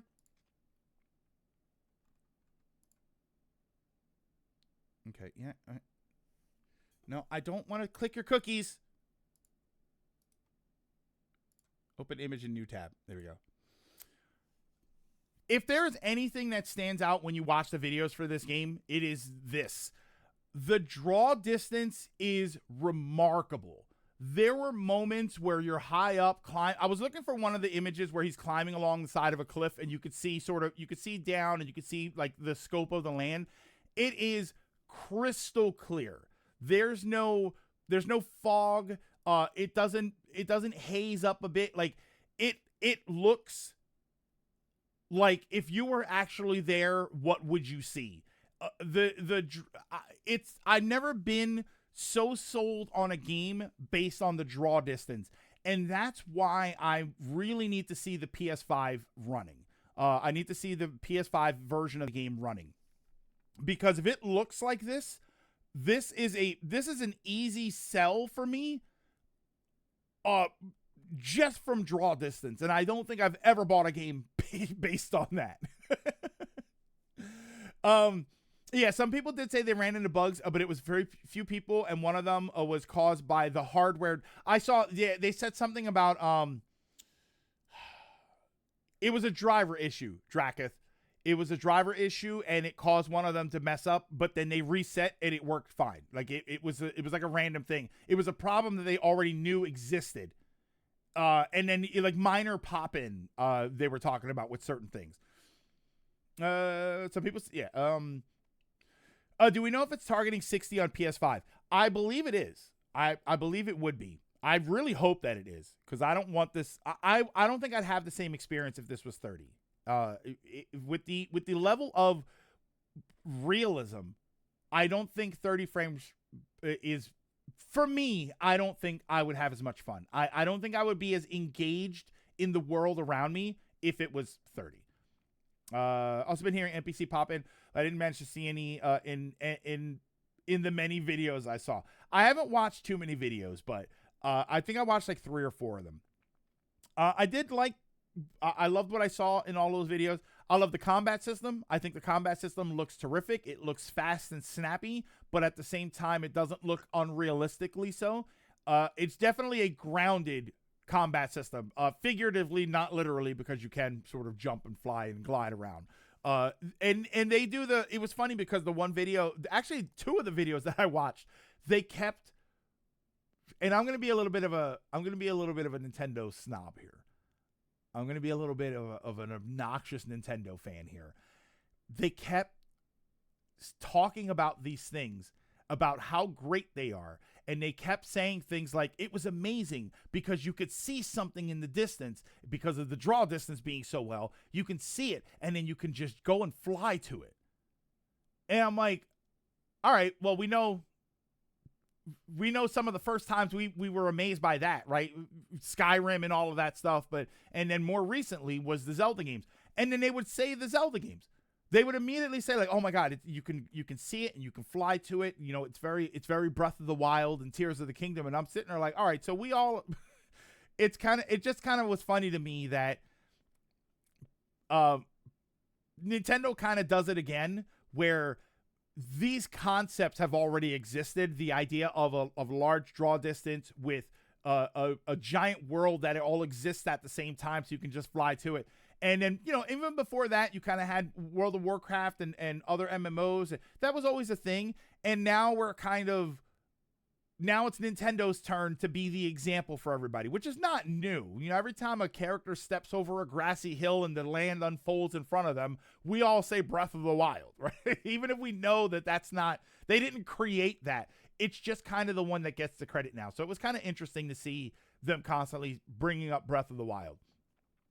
From what I heard, it's a very complex combat system, which I'm happy about. Yeah, they said that it's really based on the weapons that you have, and then if you switch your weapon, it's going to change your whole combat style, which is I'm kind of used to. I think that that's pretty normal.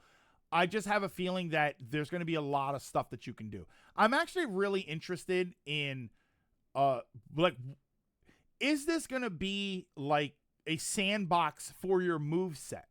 Am I going to be able to use my moves in any way that my brain imagines them?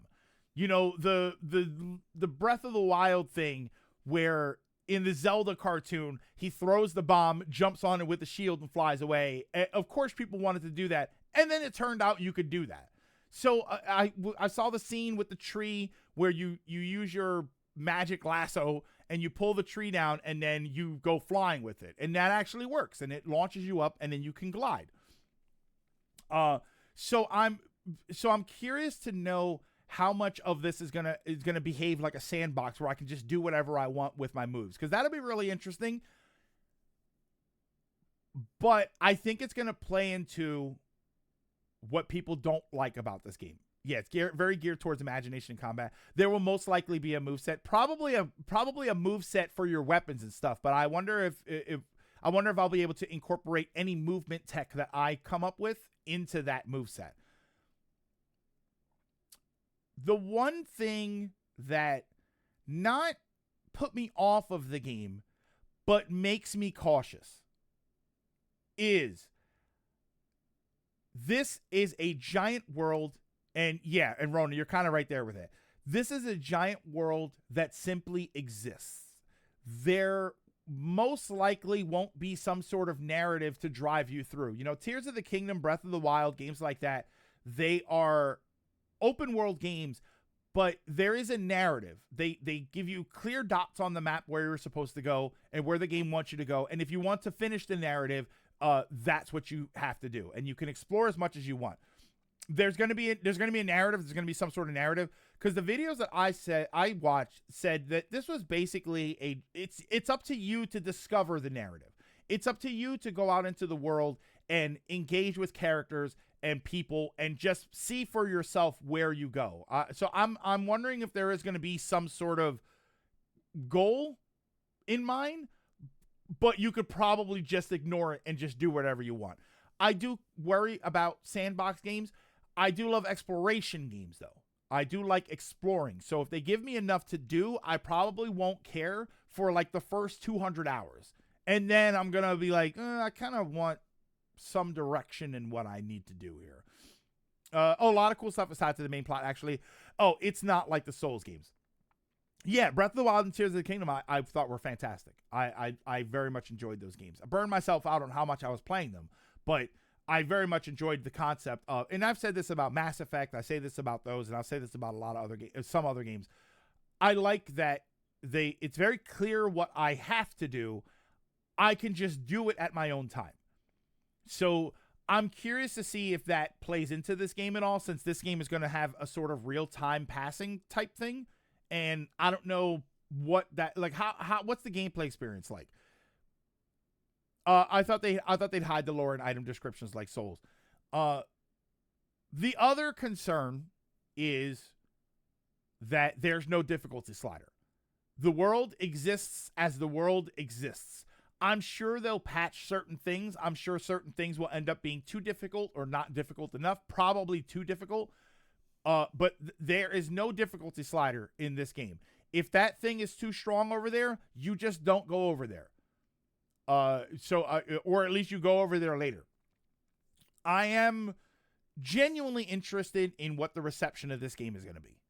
I'm very, very much interested in what its public reception is going to be and what I'm going to think about when I finally see the game. Overall, though, I think it looks great. This game wasn't on my radar for a little while. I did see the trailers popping up, and I thought that I was going to check them out. And then Draka told me, yes, absolutely check them out. And I'm kind of sold on it. I am kind of sold on this game. So I hope that it's interesting. I hope that it's fun. I do think this is like, and I say this in a good way. I say this in a very good way. I think this is like if Skyrim were made today, what would it look like? And I feel like it would look like this. I feel like this could be Elder Scrolls 7. You know, just a gigantic open experience with some level of direction. This is that's what I kept thinking of when I kept seeing it, and I kept seeing the environment combined with you can go here and you can do this and you can do all of these things. I kept thinking of Skyrim. And I liked Skyrim, but I never finished it. Skyrim had a different problem, though. I just thought Skyrim was bleak to look at. So I'm less engaged when I'm not visually engaged. And Skyrim just did not visually engage me. It was bleak and drab, and it was always snowing and cloudy, and there's no sunlight in Skyrim ever. And I didn't really dig that. Main story is that you're rebuilding your faction. The Greymanes, which are the peacekeepers of the realm, the beginning of the game. Yeah, your faction's being destroyed by the Black Bears and your character dying, but apparently the plot gets bigger from there. Yeah, so that's not really a narrative though. That's the setting. When I say narrative, what I mean is how is the story going to guide you through the game? And while there is a setting, like all of that stuff, rebuilding the Greymanes and everything, for all we know, once the game starts, you can never pay attention to that stuff ever. There's probably going to be people that play the game and they're like, oh yeah, I don't even do that. I haven't even gone to do the Greymane stuff. I just explore and I explore and I explore and I explore. And I never go back to the actual main story. This game has 3 playable characters. You can ride a bear, a dino, and a mech, a dragon, and more. Yeah, I saw the mech, and the mech was like, yeah, I'm gonna build me a mech. There's no way I'm not building a mech in this game. Overall, I think it looks incredible. If you get a chance, go to YouTube, look up the new. There's like a developer. It's like a 3-part thing, 3 or 4 parts where the developers sort of go over the game and they go over a lot of the mechanics and stuff and the image of the game. They were from a month or so ago, and now gameplay footage and discussions are popping up.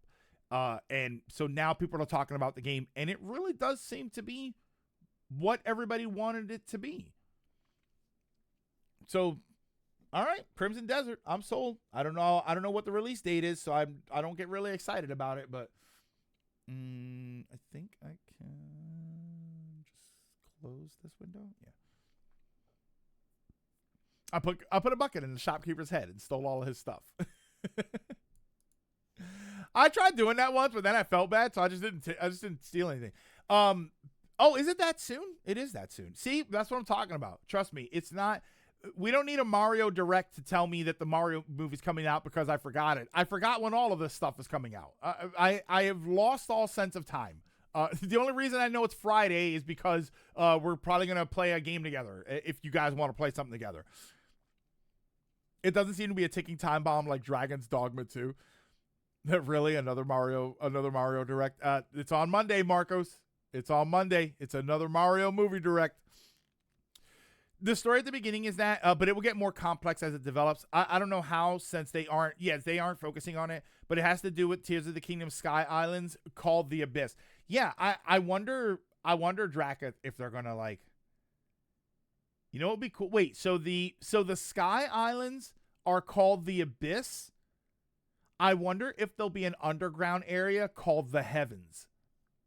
Since when I think Abyss, I think like down. I wonder if there'll be an underground area called the Heavens, and then it sort of it literally flips it upside down, where the Abyss is in the sky and the heavens are in the ground. That would be kind of cool. Mario Galaxy will be out around the time my son graduates from boot camp. I know what we're doing when he's on leave, going to see the Mario Galaxy movie. Thank him for his service. Yeah, I think that was it. I think it was just the Crimson Desert stuff that I wanted to talk about. So yeah, I am kind of sold on that. Oh, quick E33 update, quick Expedition 33 update. I am in the end game. I think I mentioned this earlier. I am in the end game. I am scouring the land. I'm trying to get more powerful. I'm having trouble, right? There's some areas where I feel like everything is not strong enough, where they're dying before I can use some of my coolest moves. or they're way too powerful. There are some enemies in there that are just way too strong for me. So I have a feeling, but if I were to try and clear all of the side stuff in the game, I have a feeling I'm going to be level 90 by the time I get to the end game, and I'm just going to destroy the final boss, whatever incarnation it might take. Have you looked up the best pick those or tried any of the super bosses? I don't know what the super bosses would be called. I have fought a couple of things that just immediately wiped me out, so they were probably super bosses. I haven't looked up like a pick those. I'm not doing anything pre-built, right? I'm not looking up any sort of builds for characters. I'm just sort of figuring out things on my own. I'm only really using the main three. So I just had a fight where I had to use Verso and Monoko. So I'm gonna build them up a little bit. They're my reserves though. I use the 3 girls, and then Monoko and Verso are my backups. They're like the B team. So that's what I've been doing with that. So I am gonna start paying a little bit more attention to them, because they're gonna. I think I'm getting to the point where I'm gonna have to start sending in the reserve team a lot more often. And that's where it's like, all right, but I got everybody with good pick those. I got everybody with good health stats and everything. So now I just need to get stronger. I don't feel powerful like I want to be. Look, Verso's on B team. Verso's my murder machine. See, that was Mael. Mael was my monster. And she's probably going to be again. My monster now is kind of Lune, because I have her. She has like 90% critical damage rate. So then I use an ability where she strikes 4 times, and then every time she hits a critical, she gets a picto. She gets a thing from it. What were the stains? She gets a stain from it, and then immediately she used the move where she burns every stain to drop a massive attack. So every other turn, I can hit them with 4 pictos, 4 stains, and just destroy them. But that whole attack is only doing about 100. It's crazy that I said only, and it makes sense. It's only doing about 150,000 damage right now. So I need to if I'm going to keep using that, I want to build that up so that I want to have her doing at least 500,000 damage. That's what I want to have her doing until I really start getting the best stuff. You sound like Goku right now. I need to get stronger. We cannot trust people to load save files anymore after the credits to go do bonus stuff if the game has any. Just tell me this, is Ben Starr's character fire-based? He can be.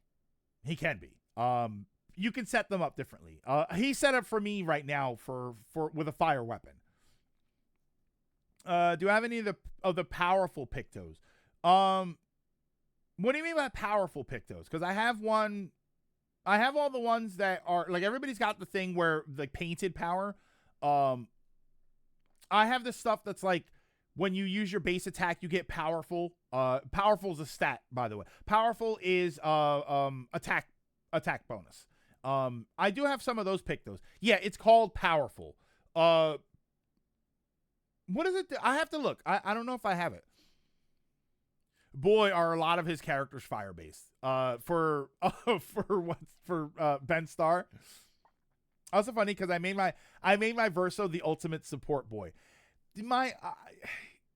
That was gonna be CL, but I kind of like CL's attacks. I think CL, her problem is that she's got a lot of setup. There's a lot of setup that you have to do, right? You got to drop foretells on them, and if you got multiple people, you got to spread out the foretells, and then you have to go into Twilight. I tell you what though, I have her right now where in certain situations, CL gets 3 or 4 turns at the same time. Like, she gets them and then she immediately gets another turn. She can use an ability that gives her another turn. When she goes into Twilight State, I have the weapon so that once she hits Twilight State, she automatically gets another turn. And then I wonder if I can throw in another move after that to keep her going. And especially if I use gradient attacks with her. If I use her gradient attacks, I just keep getting turns. It adds powerful at the start of the fight for 3 turns. Oh, I have that. I have that. Yeah, I probably should turn that on. I have to make sure that I have that, but I can probably turn that on. I've got extra points. Like I've got almost everything equipped to my L with Lumina points, and I think I still have extra points. Minus the stuff that I don't want her to have. Like there's certain things that you know what I have my L with? Confident. So she can't be healed at all, but she takes 50% less damage. And then I have her with like 7,000 or 8,000 health right now, which is probably not as high as it's going to go. But she's actually kind of a beast. So I don't have anything equipped to her that restores her health because it's pointless. He gives AP, he gives HP, stat buffs, marks enemies, makes you a sandwich, fills your tax forms, and gives you a back rub for good measure. My L, like it's your loss. No, but that. Okay, I'm just gonna say no, and I'm gonna leave it at that. No, her name is Mael. Mael. Yeah, that's her name. Yeah, it does not mean her loss, which. That's all I'll say. Yeah, but that's where I am right now. I have one more. I have one more relationship thing with Minoko. He's the last one, and I maxed out my relationships with everybody else. You made him support rogue. There's also another one that gives you inverted at the start of the battle, but gives you. Yeah, I stayed away. I stay away from anything that messes with me in that way. I stayed away from inverted. I probably should consider the inverted thing since I don't, especially with my L, since she's not really worried about healing. So I probably should think about doing that with her. Have I romanced anyone?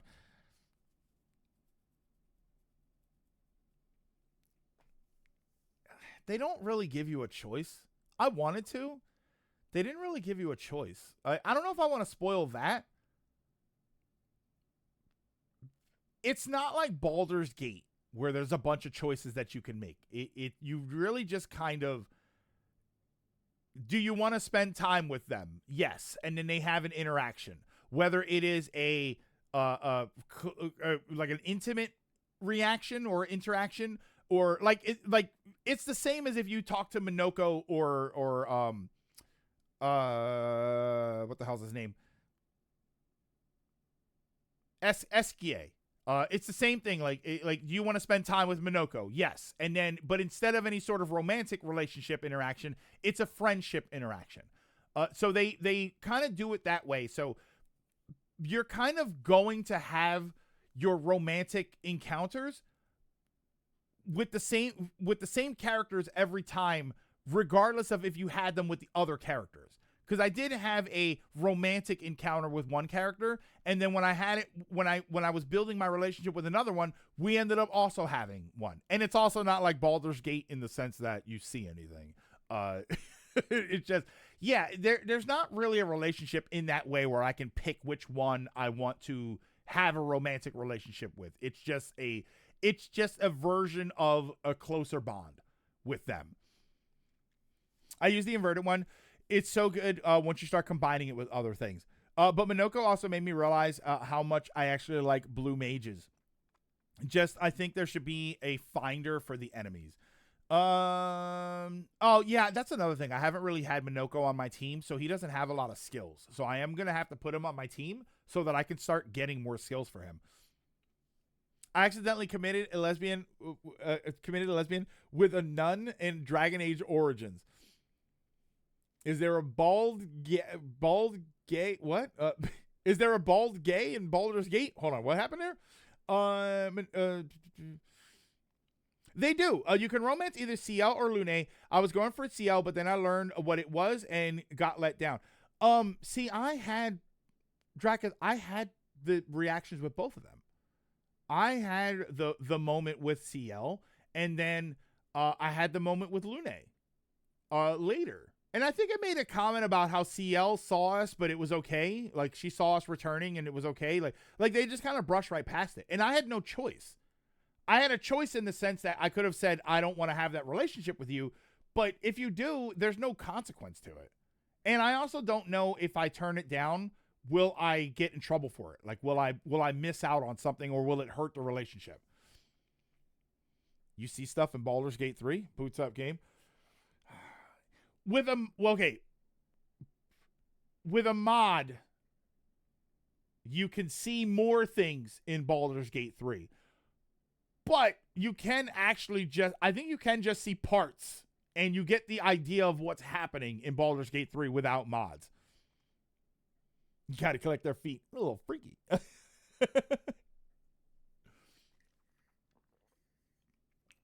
But yeah, that's just where I am now. I did all of the character interaction areas, where it's like you go to the area and then you fight you fight a boss, or you do whatever it is related to the specific characters. So like Seren's Dress and the tower, the Sacred River, like I did all of that stuff. So they're all areas related to individual characters.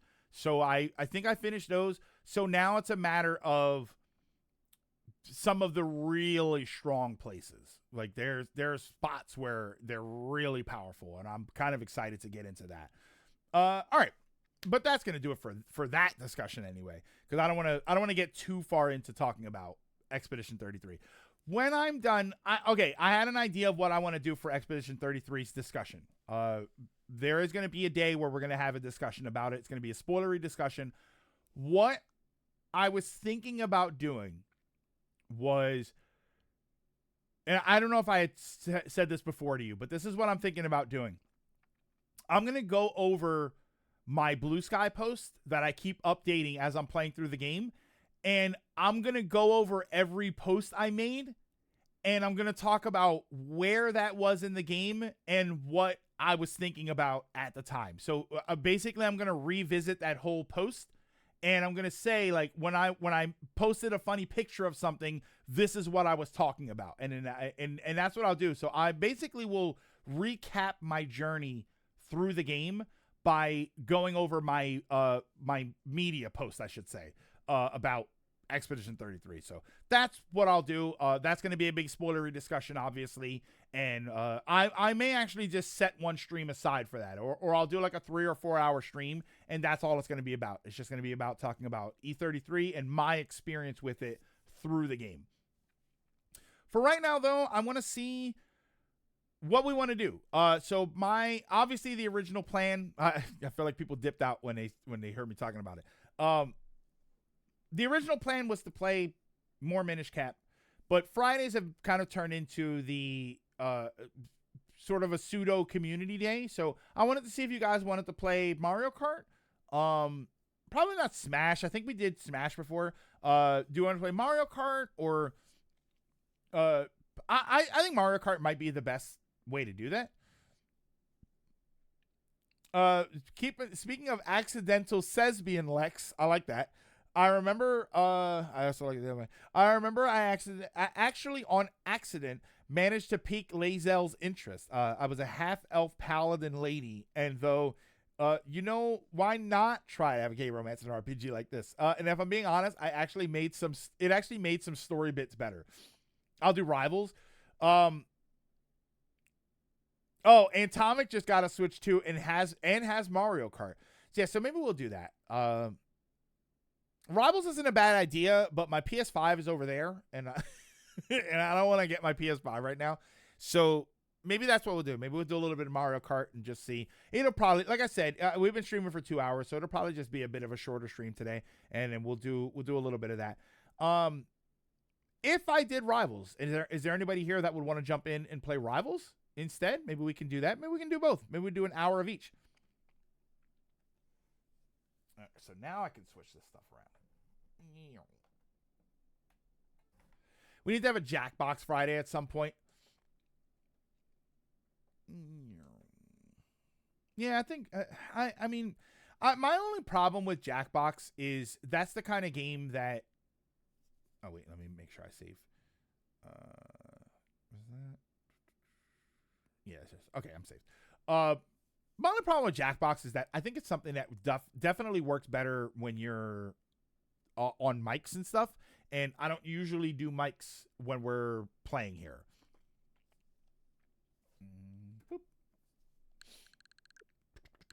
Is that still here? No, no. It's been so long. It's been so long. There we go.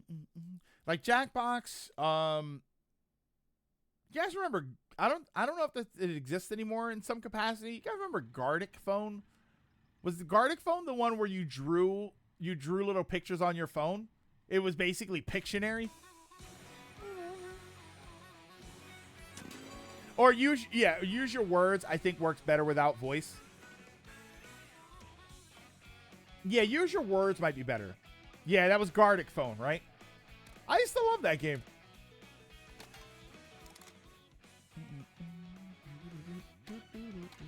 All right, so no, wait, hold on. No, multiplayer. Is it an online play? But I make a room. I never remember how to do this. Is it this? But make a room, friends. Create room. Here we go.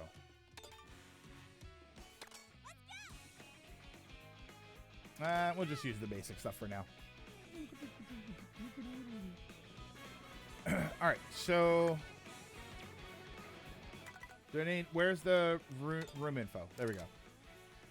J6M.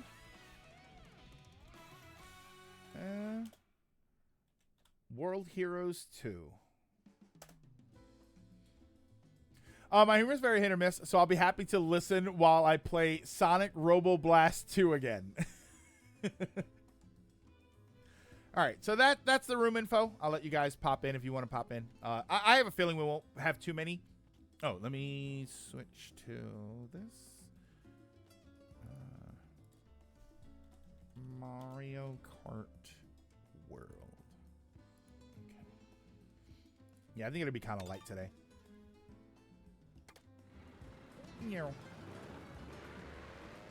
Well, drive around for a little bit, and then you guys let me know if you need anything. If you need me to, repost the code or something.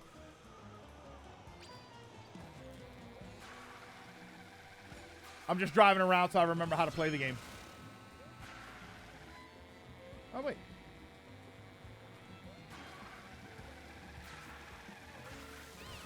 Hey.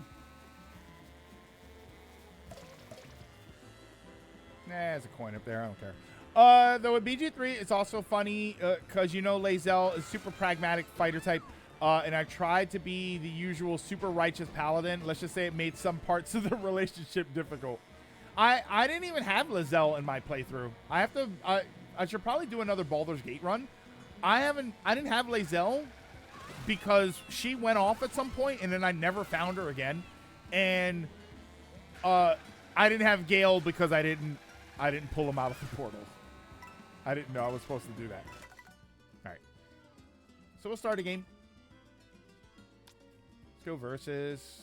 Knockout tour, room only. We'll just do versus. We'll do versus 150cc, normal, 3 race count, intermission. 10 second intermission. Yeah, so the code's actually here. Let me post let me pin the code here. Okay.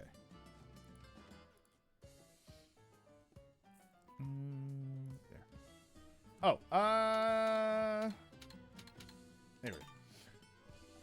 It's almost like I was trying to keep my current beloved away from a toxic ex. She still had feelings for it.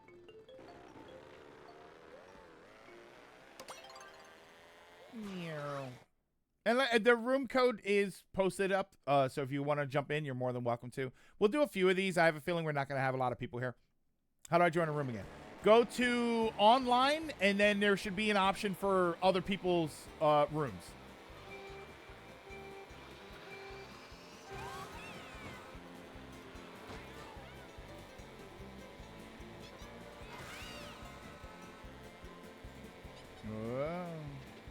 Ow!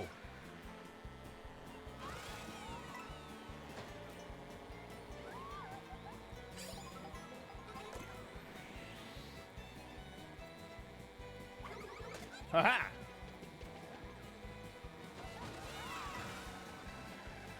Whoops!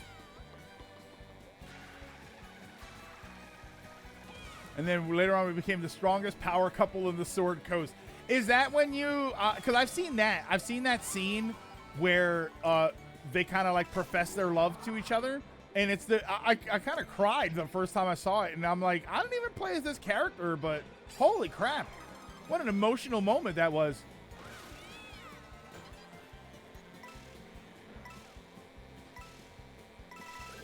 Woo!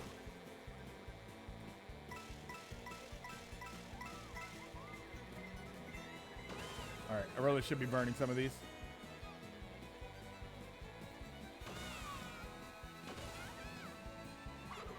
Oh my god. Hey there, Executor.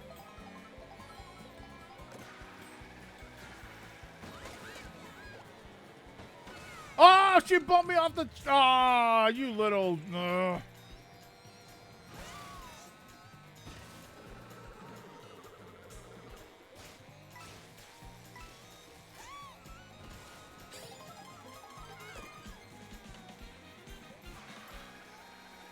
Whoa! Oh! I've seen Initial D. I know what drifting's like.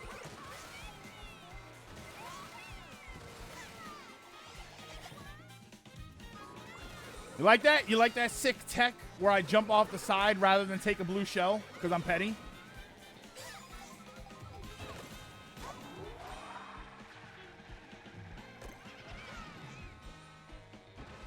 Whoa! What the heck?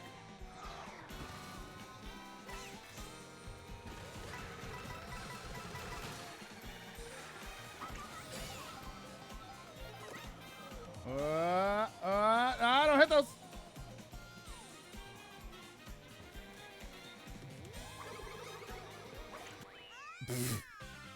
Third place. That sucks.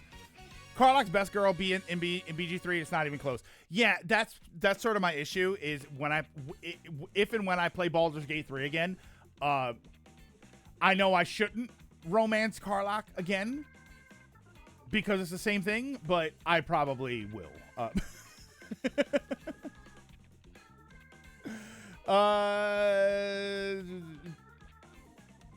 After playing the tennis game and seeing this, Daisy got nerfed in that. I mean, she is, but I wanted to try something. I wanted to try something different. Plus, don't screw with the devils. If I don't screw with devils, if you catch my drift. Yeah, I don't know who my next romance would be though. That's the problem. Maybe I finally do all of the stuff I need to get to romance Minthara.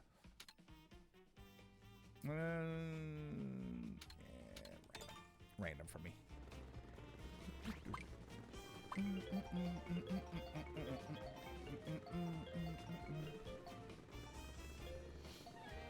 Yeah, maybe I'll just romance Karlach again, and I can say to myself, I will find you and love you in every iteration of my life. Right? What a wow! What a romantic thing to say.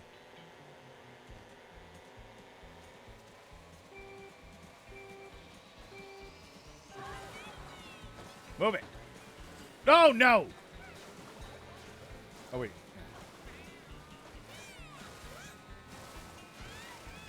W Riz, right?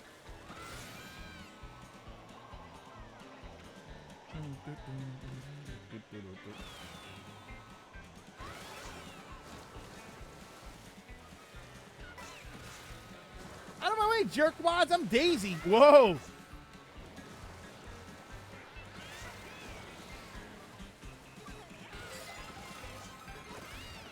Oh, perfect. Whoa.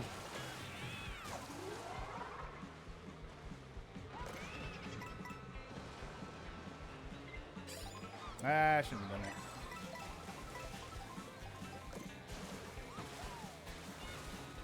Oh, no. Oh, no.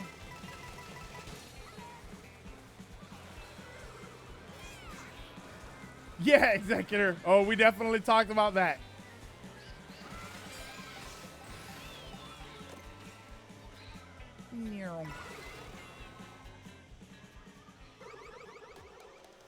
Whoa, this is look here's your Star Fox game, everybody. There you go.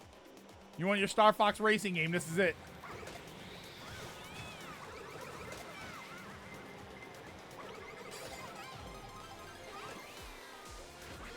Whoops.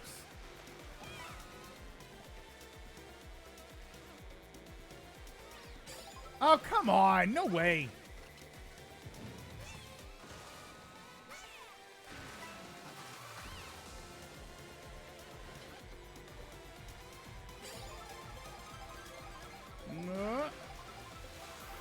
Woohoo! Oh, no. No, that was a mistake.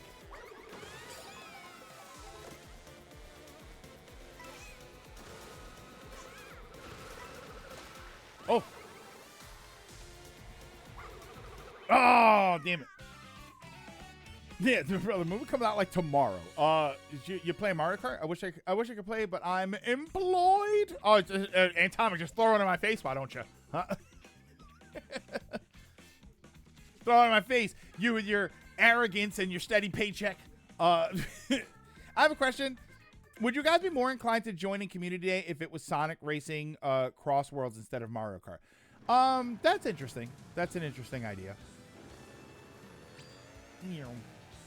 I don't know. I'll be honest. I'll be honest. Ronan. I'm.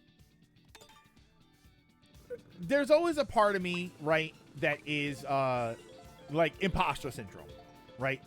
And imposter syndrome manifests itself in different ways. Oh no, I could have had that.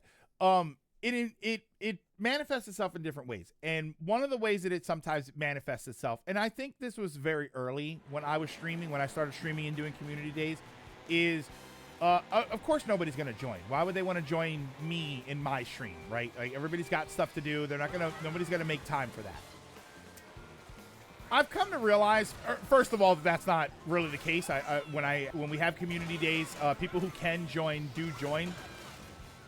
I think what it is just people are busy, right? Like Atomic's not making a joke or anything. Atomic's legit, like they're at work, and I'm no stranger to the reality of what time I stream. I am streaming on a Friday afternoon when people are at work, which is why I always did community days on Saturday. I always kind of figured Saturdays would be better for people to join community day, because if they have a Monday through Friday job, then they're off on Saturday. Whoop. And maybe people will be more inclined to join. I also knew that it was my problem that it was Saturday in the morning, right? 11 a.m. So people, especially if you're in West Coast, you were still, if you had a job that you worked on Saturday, you were still working. So I don't know. I wonder sometimes if it's the games that I play. Like, when it comes to stuff like if I did a Fortnite day, if I said, hey, everybody, let's play Fortnite tomorrow, no one's going to join, right? No one's going to join because it's Fortnite. Whoa. Oh, wait. Okay. But I don't think people are against Mario Kart in that way. Like, even Rivals, I kind of think that there's people who don't join because it's Rivals. And I know the World's kind of controversial, right? There's a lot of people who don't think that World is a great Mario Kart game, or just don't think it's the better game. But I don't know. I don't get the impression that people hate Mario Kart World so much that if we played Sonic Cross Worlds, they'd be in. Does that make sense? I don't know. That was kind of a long-winded response to that. No! No! That red shell just rode right around me, and I love it. I would join for Crossroads only because my Switch 2 is upstairs, and I ain't paying for a subscription. I can't play Fortnite on principle. Yeah, same. Yeah, it's not your fault on that. We blame our companies for making us work on a Friday, and I don't even blame anybody, because if I did this on a Thursday, we'd be blaming companies for Thursdays. Like, it kind of just is the way it is. So I got in my head, I'm playing this over Crossworlds. I play the game, I don't get the hype. Well, Marcos, you got to remember, it's Sonic. So if it's average, that means it's better than average. Let's start in trouble with Sonic fans. All right, so I guess we have to wait for everybody. Why didn't it let me just? There we go. Why did it do that? 3 race, 10 seconds. We'll do it. We'll do another 3 races. I kind of like the 3 race format.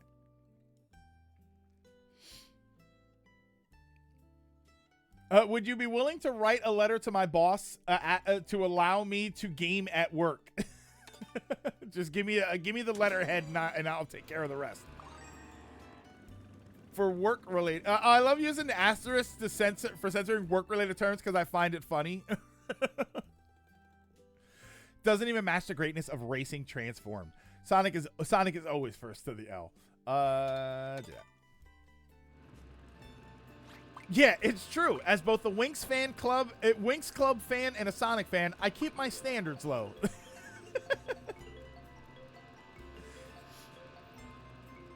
Yeah, but going back to the other comment, yeah, I maybe, like, I feel like sometimes I imagine that, like, oh, we were playing this, there'd be more people. You know, if we were playing Peak, there'd be more people. But I really, I just kind of like playing what I want to play at the time and then switch it up a little bit.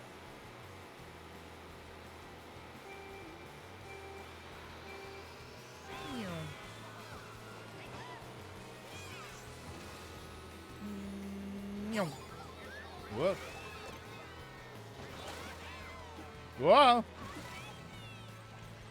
I really think it sounds like she says, my baby.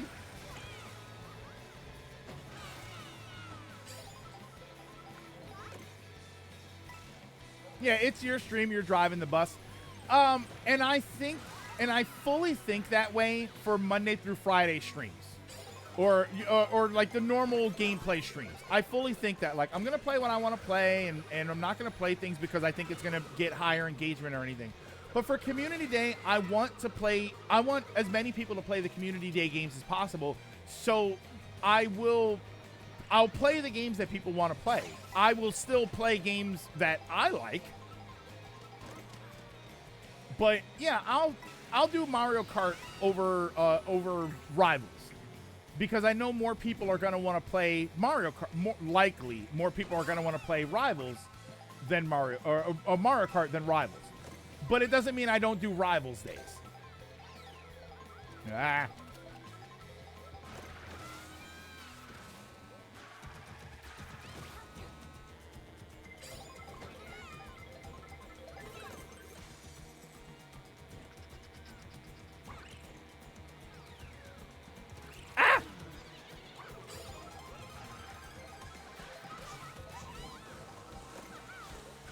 What I really need to incorporate into this, if we have enough people to do it, and this would probably be when when I finally decide to do like headsets and mics, Helldivers.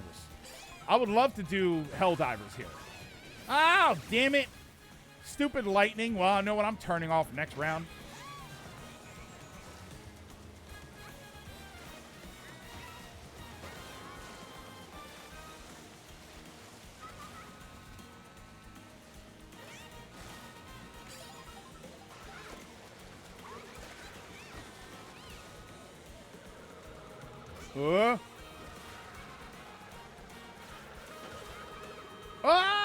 Second place. Let's go. On brand. They're starting to show a lot more for the One Piece live action, and it's going to be tough to not goon to the Vivi and Robin actress while watching it. Oh, for season 2. For me to go back to a Sonic racing game, it needs to be Riders, or if it's a proper Sega racing game, I'm getting communication errors, so I'm going to leave. Oh, I'm sorry. I wonder why that was happening. Rivals with mics would be chaos.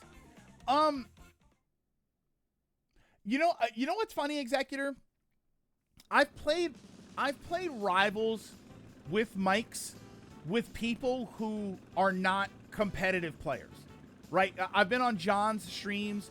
I have done headsets before, and what I realize is when you're not competitive, there's actually a lot less talking on headset. Like there's actually a We've done Helldivers 2. Did we do it with mics, Ronan? I know we did it without mics. I don't remember doing it with mics. And Helldivers is kind of the same way. I do find that there's a lot less chatter. Watch a competitive Rivals match. And in there, talking is nonstop. They're constantly communicating with each other. And when it's casual, people, they don't really talk too much during the game. It's a lot of just complaining when something happens, or, you know, oh, I'm getting dove in the back line. And they say that after they're dead. Whereas if you watch like a competitive match, they're calling out, you know, Daredevil, and now you know, like, oh, there's a Daredevil in the back line. And you're not waiting for a character death to find that out. Mario Paint with mics. We have clips from that? Do we have clips from that? Wow. I'm sorry. Was this recent? This wasn't recent, right? This was back when Helldivers first came out. When I was playing kind of a bunch of it. I kind of forget how much Helldivers I played when it first came out. When I went back to the game a little while back, I was like level 17 or so. Yeah.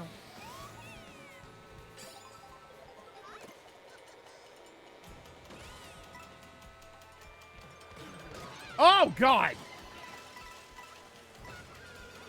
That green. Oh my God! This game is terrible. Why do you guys want to play this?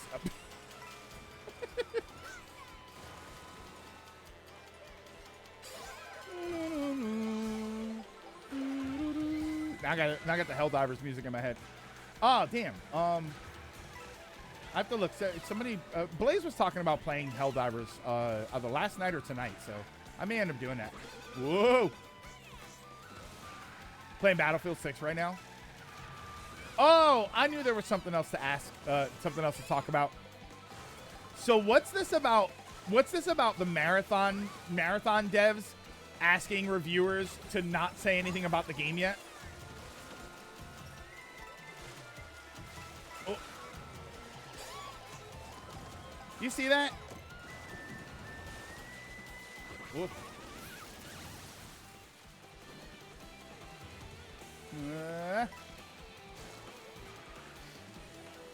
Yeah, for now I'm playing Battlefield 6. I haven't tried Battlefield. I did see that you can't. Did you see that? You can't type. What was it? No, you can't type. Cause you can. No, you can't type. I love Arc Raiders. They kind of did that to troll them. I forget whose video I was watching that did that. You can't type in chat. I love Arc Raiders. It will censor out the word like or love. Love. You can say I love any other game and it works fine. And you can say I hate Arc Raiders and it works fine. But if you type in I love Arc Raiders, it censors out the word love. And it's such a petty that I'm going to steal a line from wherever it was that I saw it from. I'm going to steal their line and say that's the kind of pettiness I'd like to see in games. It goes back to the days when if you played, I was reminded of Bart's Nightmare on the Super Nintendo and the Genesis. There's a level where you're climbing as you're Bartzilla and you're climbing the building. If you, the people in the building start throwing things out the window. If you're playing on the Genesis, they throw Super Nintendos at you, and if you're playing on Super Nintendo, they throw Genesis systems at you. And that's such a little mild pettiness that I just love. I love that sort of obnoxious detail. Oh, God. So I like that. I like that there's stuff in there that just directly calls out another game. Hey, Trios.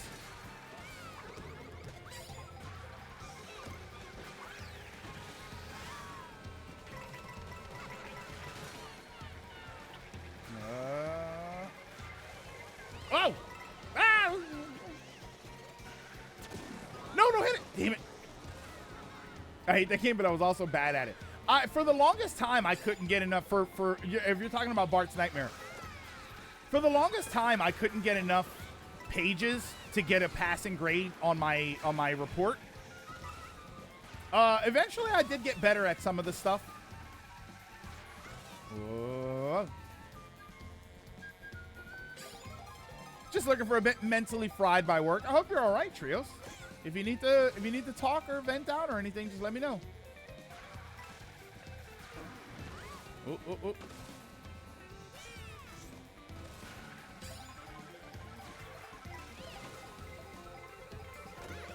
Oh, damn it.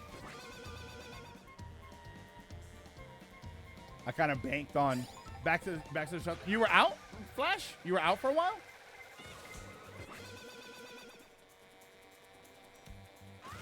I thought you were there the whole time. Oh, Ronan's got all the moves. You see Ronan there?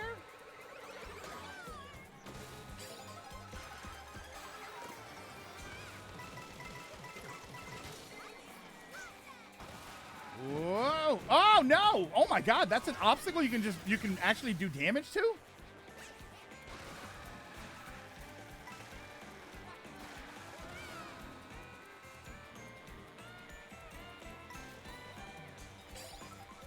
I see what you tried to do there.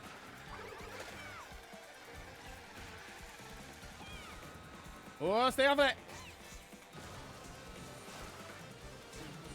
No. Protect my nanner.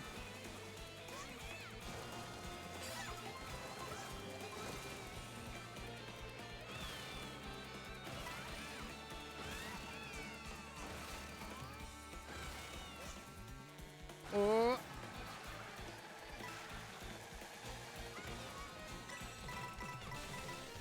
Hey, first place.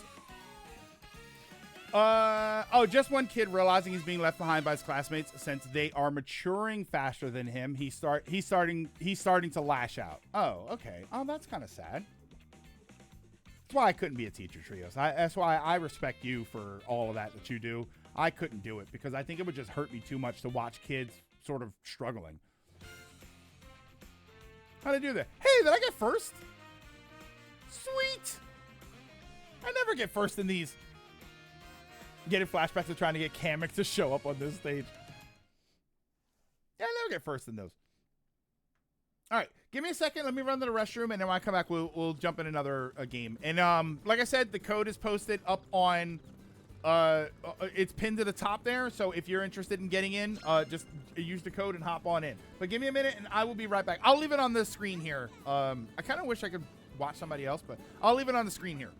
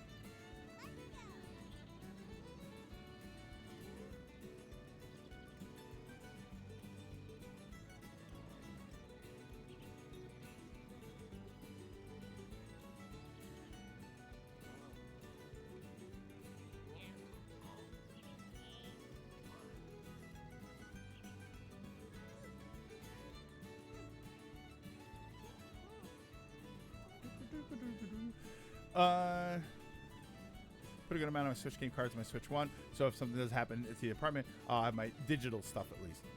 I also took out 5 3DS games I want with me. It's sad, Flash, that you have to deal with that, because that's always like the fantasy question of if you could only carry 5 games with you, like, and it sucks that you have to deal with that. I think I mentioned this the other day, but this game is getting another update for battle mode. They're adding... Oh, Marcos. So, apparently, it's if you check in stream topics on Discord, Dragon posted it for me. they posted something about it, like a picture or something, and then they took it down. And the icon is different for the battle mode. So the speculation is that it's either going to be at the Mario Movie Direct, or they're just going to shadow drop and just say Happy Mario Day. Happy Mario Day. Here's all the stuff that we're going to release. Yeah, at least I had the disposable income for it. Also, I have a DS collection cheat code in the form of a flash cart. Yeah, like they posted it and then took it down. So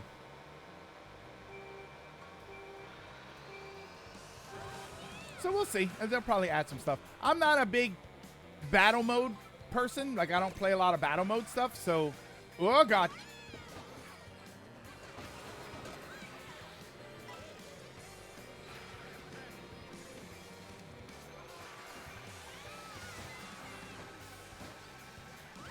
Whoa.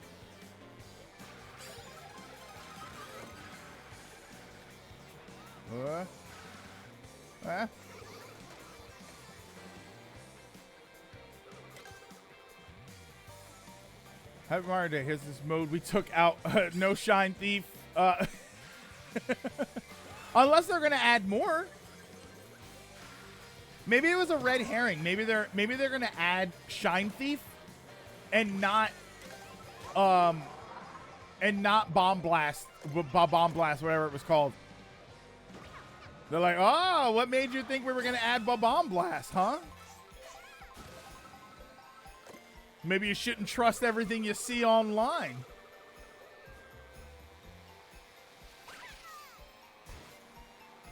Hold on, I don't get points for jumping over the Shy Guy like that? Come on. Whoops. No!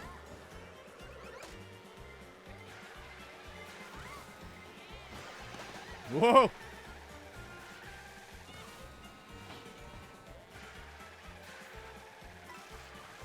Oh my god, Ronan, you lost so much space getting hit by that thing.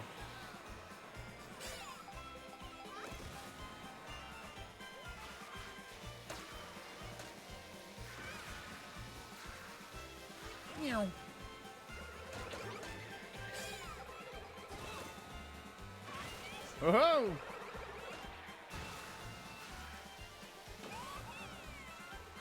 Oh, damn it. I want to test the DS Pico on an unmodded system, but I don't want to turn on my spare new 3DS XL until my main one starts giving out. I'm going to try and get Kirby Cafe reservations? What? There's a Kirby Cafe there?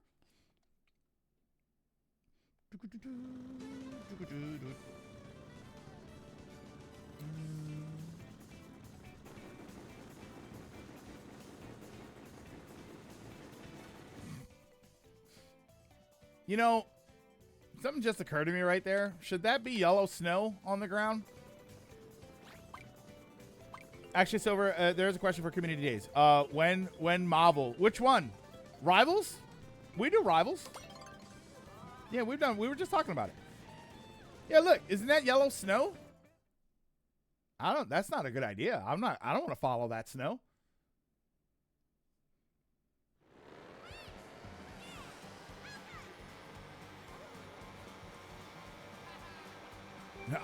You know what I mean? I actually don't. Wait, what do you mean? Marvel vs. Capcom? Marvelous. We haven't done a fighting game in a while, other than like Smash Bros. Like we did Smash 1v1s.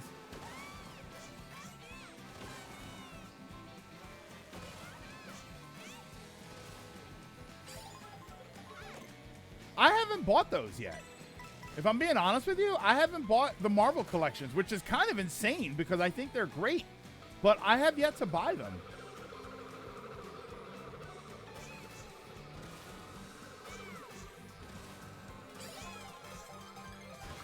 Imagine, it's kind of weird that when you jump off the platforms and you do a bunch of tricks and you're not a train.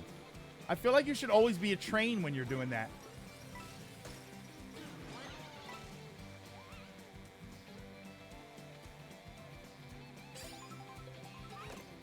Oh, it's a FGC joke about. Okay, all right. I see what you mean. Yeah, I actually don't have them.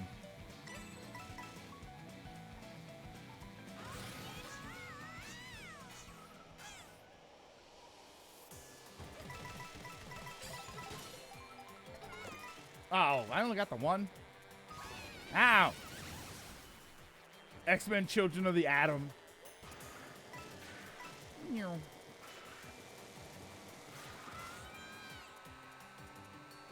When the train game is awesome, that game looked awesome and even better in action.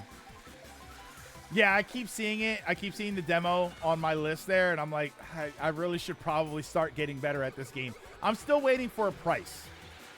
Uh-oh.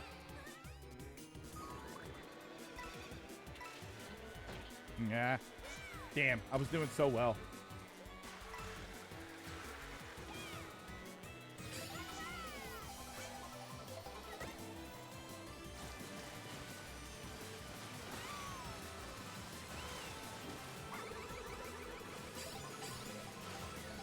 Get him. Go, Red Shell.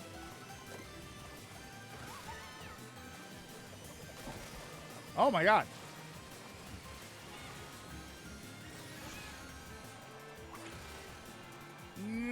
Oh, wait a minute. Stay on. Damn, I didn't realize that was the end. Also, speaking of free fighters, Grand Blue Fantasy Relink has a free version with limited characters with multiplayer lobbies. I heard it has crossplay, so Steam and Sony and modern Sony consoles can play together. Yeah, I never did any of those because Killer Instinct was a game that I really wanted to get into, and they had a free one, but I didn't even bother trying. Heck Diamond, when was this? This was so hard to find. Ronan, then that explains why I don't remember it. This was from when we played it before, right?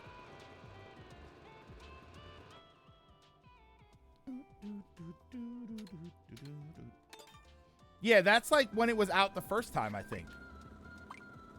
Because, yeah, I did play a lot of that game when it was first out. It's so fun. I can't help it. Helldivers is so good.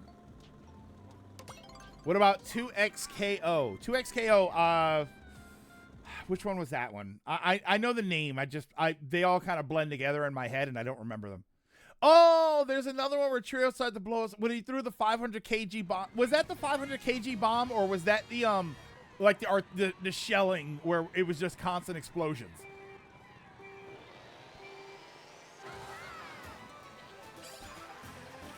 The League Fighter. Okay, that was 2XKO.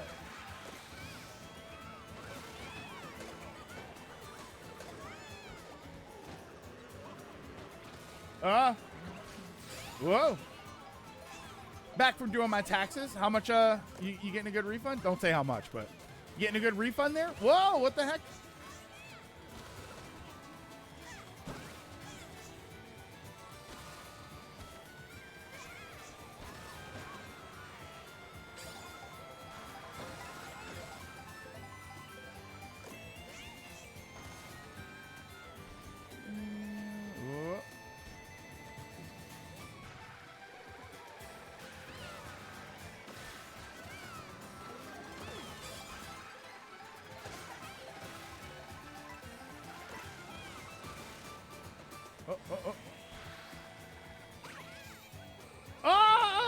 Oh my God, I got it. How the hell did I get that? 2XKO is a password you use to access your computer, not a fighting game. I thought it was a cost. I thought it was a password that you use in the game Zombies Ate My Neighbors. Because that had a four-letter password system. I don't think it had numbers. Ah, Squirrel Girl is nearby.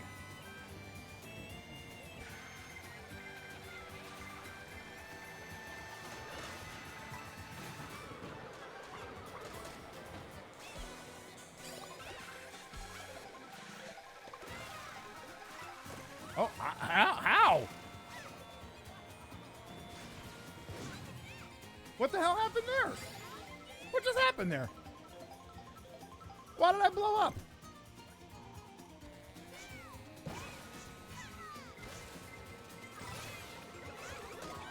No! No! It dropped me right in the mud. Oh my god, this is all...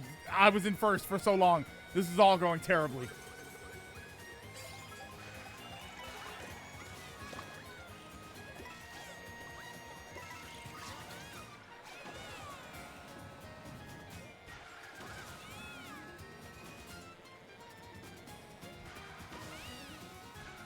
Oh, that was all terrible. I got a decent refund that I'm happy with. I'll use a little to finally get Mario Kart World. Yeah, League of Legends fighting, League of Legends fighting game with a dumb name. Like, why not just call it League of Fighters? The League of Fighters. Yeah, I don't know why you just don't call it that. Here, call it Persona the Fighters and just confuse everybody. Oh, I like that crown. I actually kind of like that. We'll do what? One more? Do one more? One more set of matches? One more set of rounds? Here, we'll change up some of the.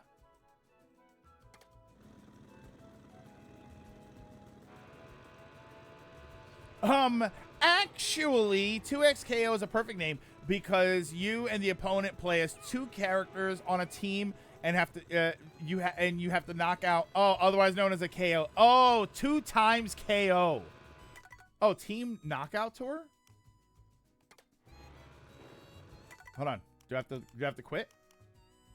Or do I start game? Team. You can't do one team. You can't be on.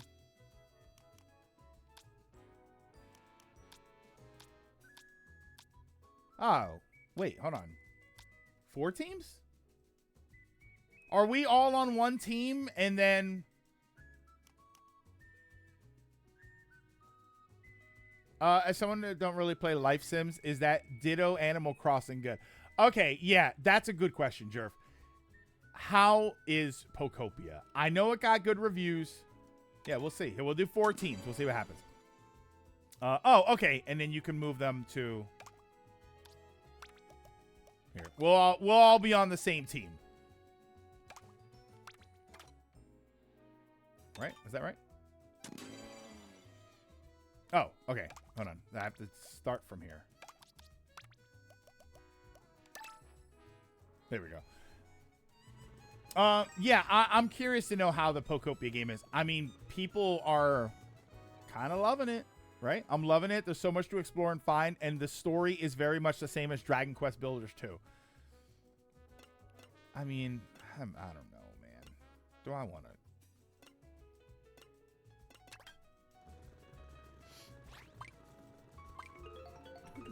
How's the actual gameplay experience? Is it fun to like search for stuff and build stuff, or does it feel tedious? Like, is it structurally, is it decent? Oh yeah, yeah, you're right, Marcos. Next time I'll do 3 teams, and then we'll just each be the captain of a team. I kind of wish you could draft your own players.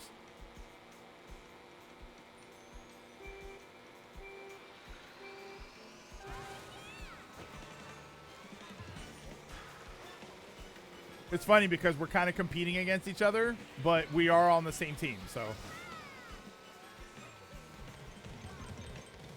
I think this kind of does something that I'm not a huge fan of, which is team-based gameplay without team-based gameplay mechanics. Like, there's nothing in here that makes me feel like we're a team, other than the game is going to say, hey, you all won or you all lost.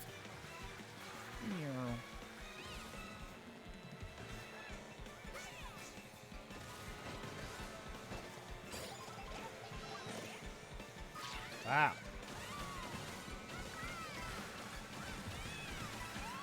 I shouldn't have done that. Yeah.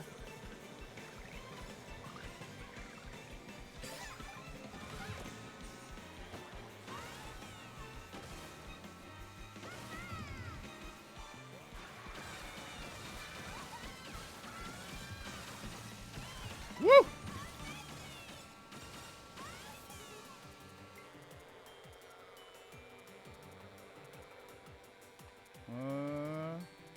I like when you get up front and there's nothing to do, so it's just a nice casual experience.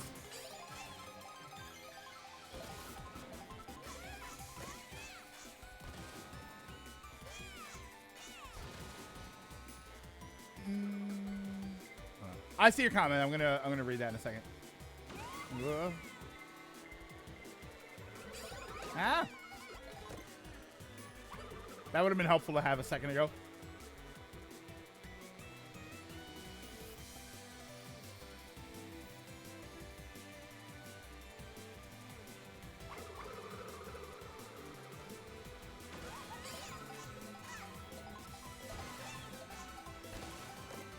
Can I get a red shell? How about that?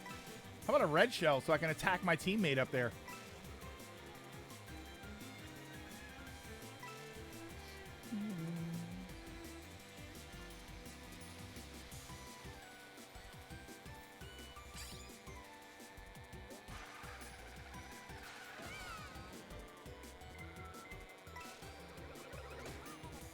Oh, never mind. I thought that was going to hit me.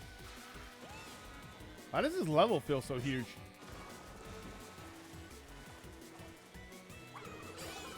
Oh, I tried to use the jump thing.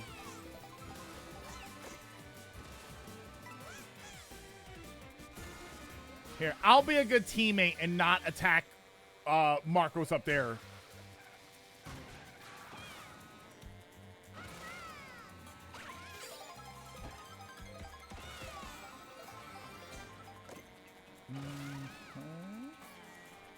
Yeah, this is interesting. It's just a very nice, mellow sort of ride right now. Hey, snowman guy. I don't think I had the snowman guy.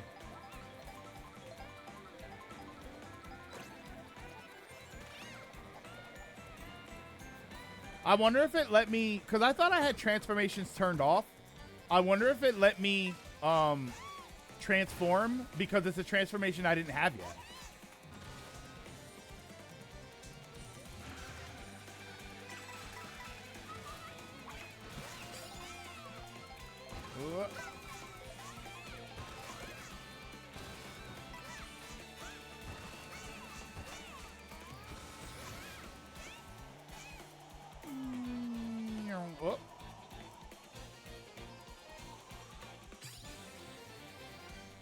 Yeah, this is weird. I'm assuming Ronan is right behind me, so this is like a nice leisurely ride across the map.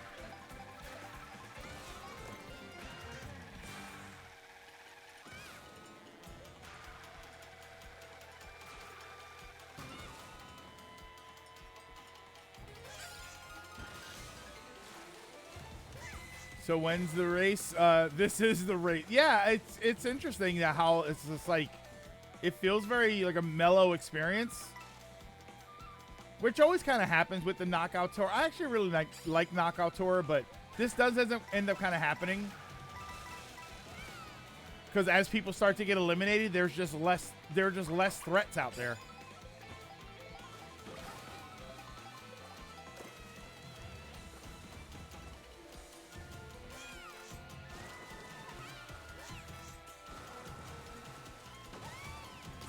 Whoa, what the heck happened? Marcos, you alright? What'd you crash into? Yeah, we are playing normal CPU.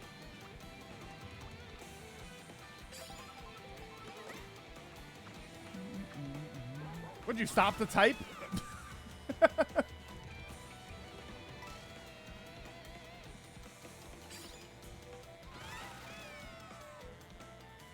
Yeah, I think if we do this again, it should probably be on hard CPU.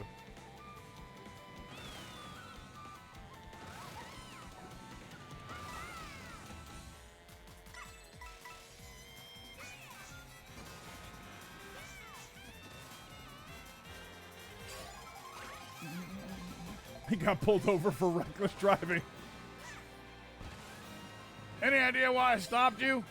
I was going really fast. You thought that was okay? Well, it is a race, sir. Whoa. This really is the Mario Kart World experience. I know, we're just like... It's like Mario Kart Sunday Drive. I haven't encountered another player in 5 minutes. I passed Marcos earlier, and then that was it. Oh, no.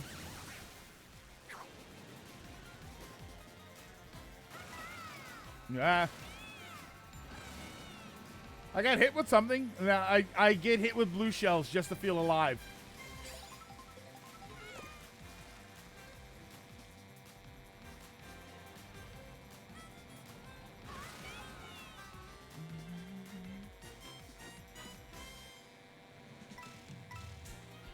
You think the tomboy desert princess is in a race, but she's trying not to get abducted by aliens again. She's on her way to her audition for the Mario Galaxy movie, but she doesn't make it. That's why she's not there this time.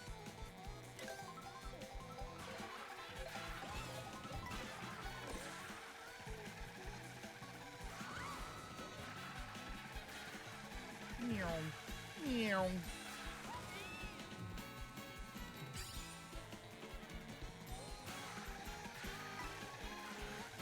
Whoa, what the heck? Oh. Still at work. What I miss? There's a new Mario Galaxy Direct with a new poster. Crimson Desert is awesome. And what else have we got? I swear, if the Tanga shows up in that movie, I mean, hey, Jerf, we were talking about it earlier. There is a UFO on that cover on the new poster. There's a UFO on it. Just saying. Could be Tatanga. Could be Daisy.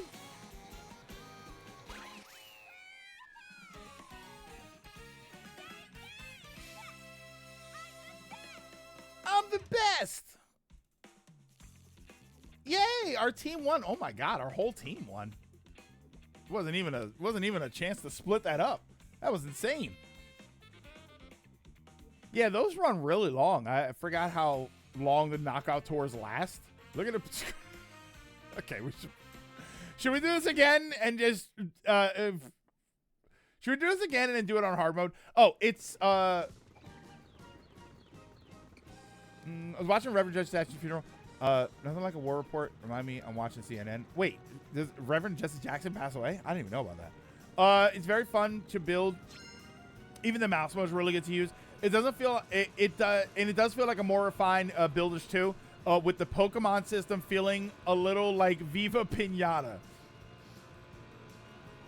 All right, here we'll do one more. We'll do one more knockout tour. We'll leave it like that. Calm difficulty hard. Items. I won't worry about that. We'll worry about that. 3 teams. 3 teams, 150cc. Hey, Rubber Toe.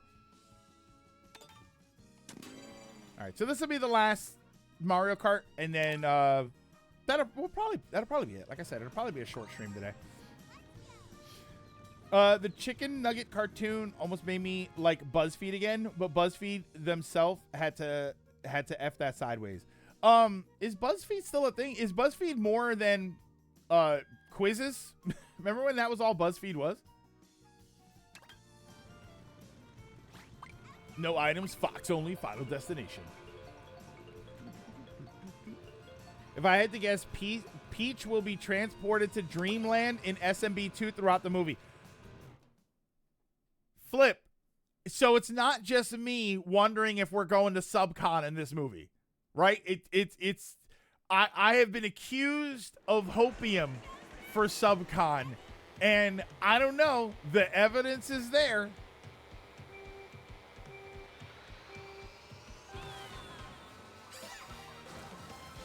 What kind of printer paper are you? Take our quiz now. Yeah, remember all that? Remember the obnoxious BuzzFeed quizzes?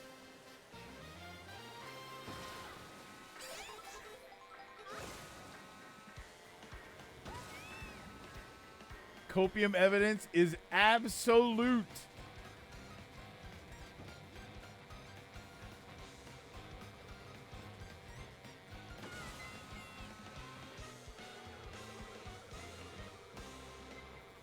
Go there.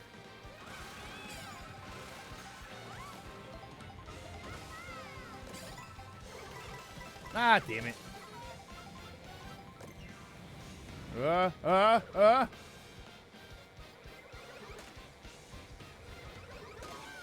What? Ah!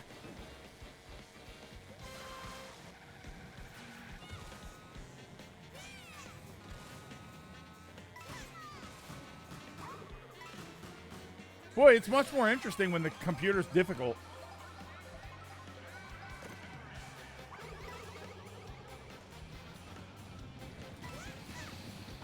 Oh, no.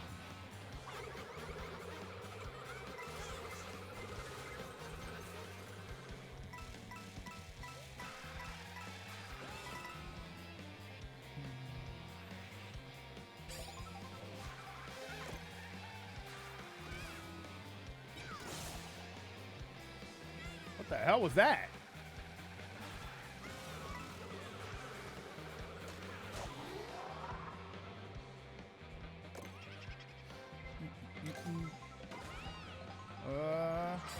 Ah.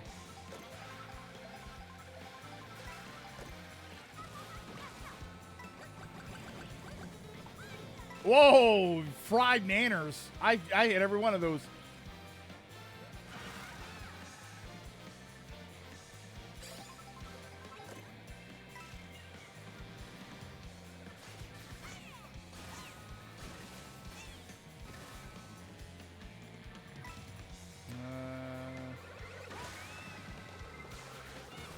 Whoa!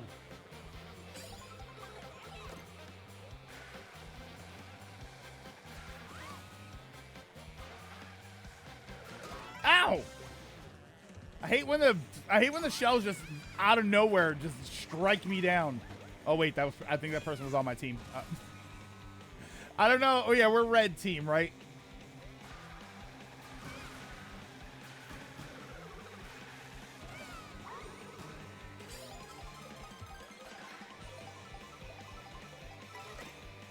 No.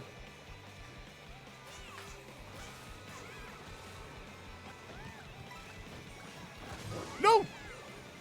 I hate seeing things at the last second.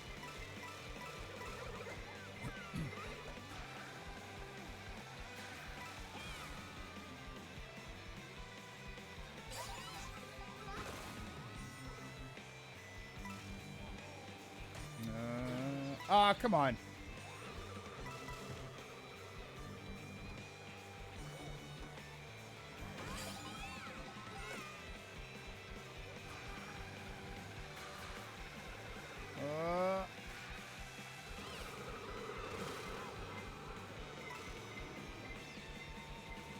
Don't take my red shell. Okay. Whoa.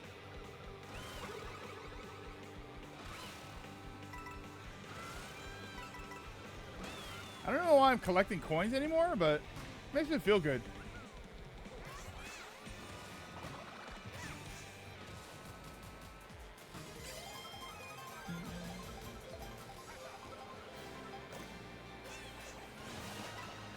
What's this? You think Rosalina's in a race just trying to get away from those YouTubers that hate her for just in real life? Is Rosalina was what? Bree, right?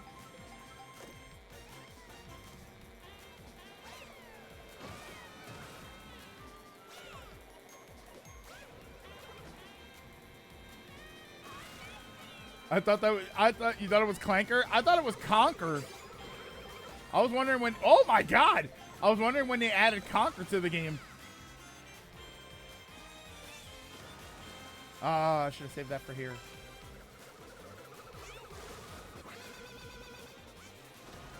Go, go, go!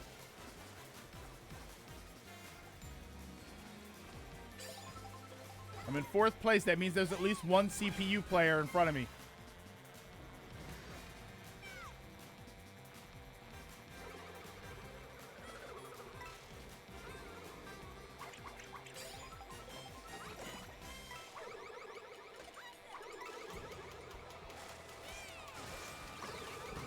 Aha! Oh, we're doing good now. Well, ish.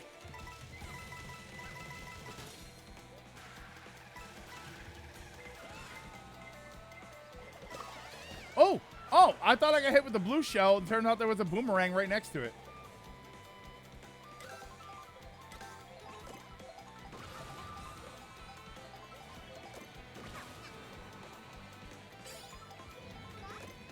We're close together.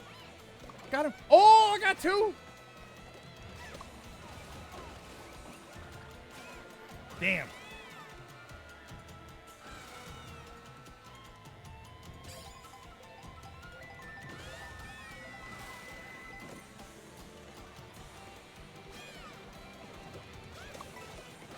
Oh.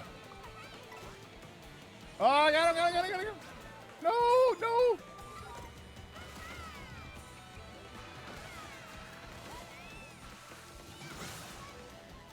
Oh, I guess when you throw the blue shell, it just makes a noise. Or it has some sort of graphic attached to it.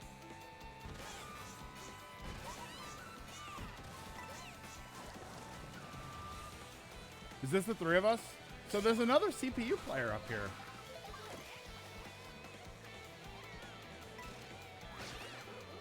Oh, no!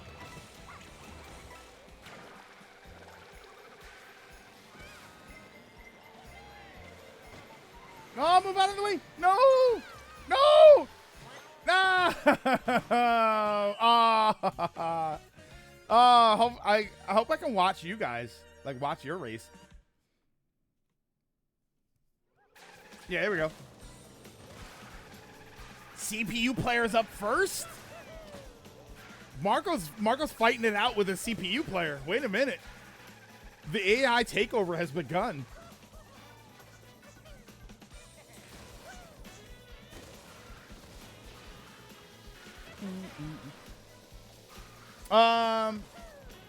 Basically, you got Pokemon in your areas. You have to place tall grass. To get Pokemon in your area, you have to place tall grass, flower beds, and a few other extras in certain combinations to attract the Pokemon. Most of the habitats can also can get multiple Pokemon, so you need to build them a few times with higher evolutions being rarer to appear first. Did you put? Yeah, I put hard CPU. And the story, from what I can tell so far, all human and Pokemon have vanished from the world except for one Pokemon, Tangrowth. Until you appear and you seem to attract other Pokemon back to your world. There are several journals scattered across several areas that give lore to those areas in the story. So, yeah, the story does sound like Dragon Quest Builders 1 and 2. Wasn't that the story for both games? That's probably it. I think that might be it for that. Yeah. That was the last race. Yeah, where they that was the story for Builders 1 and 2. I collected 9,000 coins. Wait, do I have anything that... Look at all these stickers I don't use.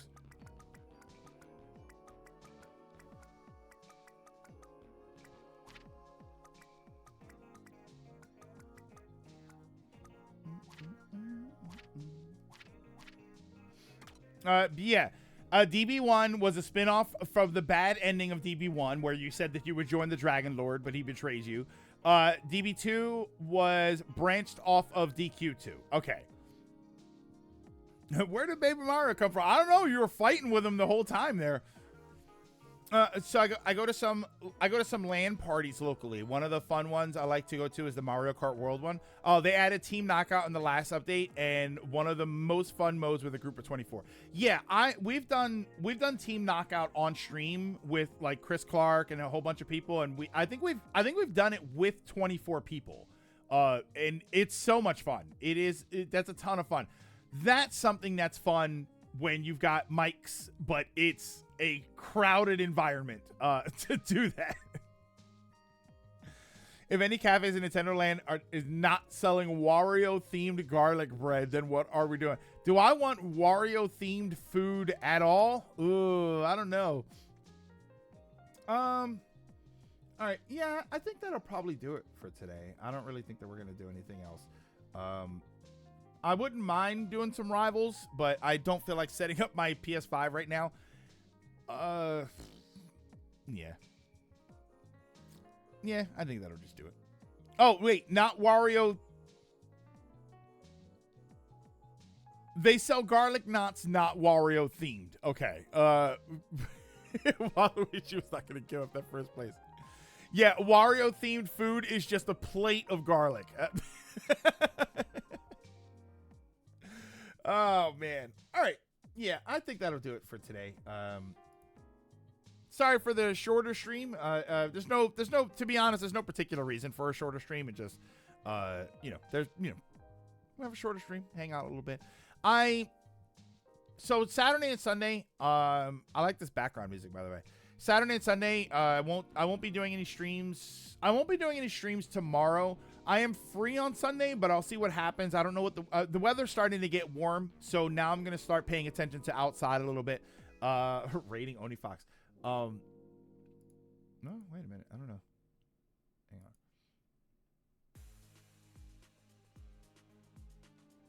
on. Who do I got?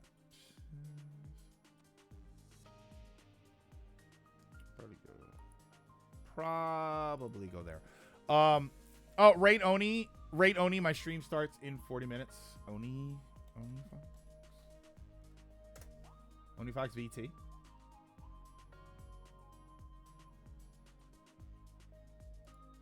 hold on. I will go there. Is it the Oni Fox? Is that them? I see the Oni Fox. They're doing like an art stream. If that's who I'm looking at.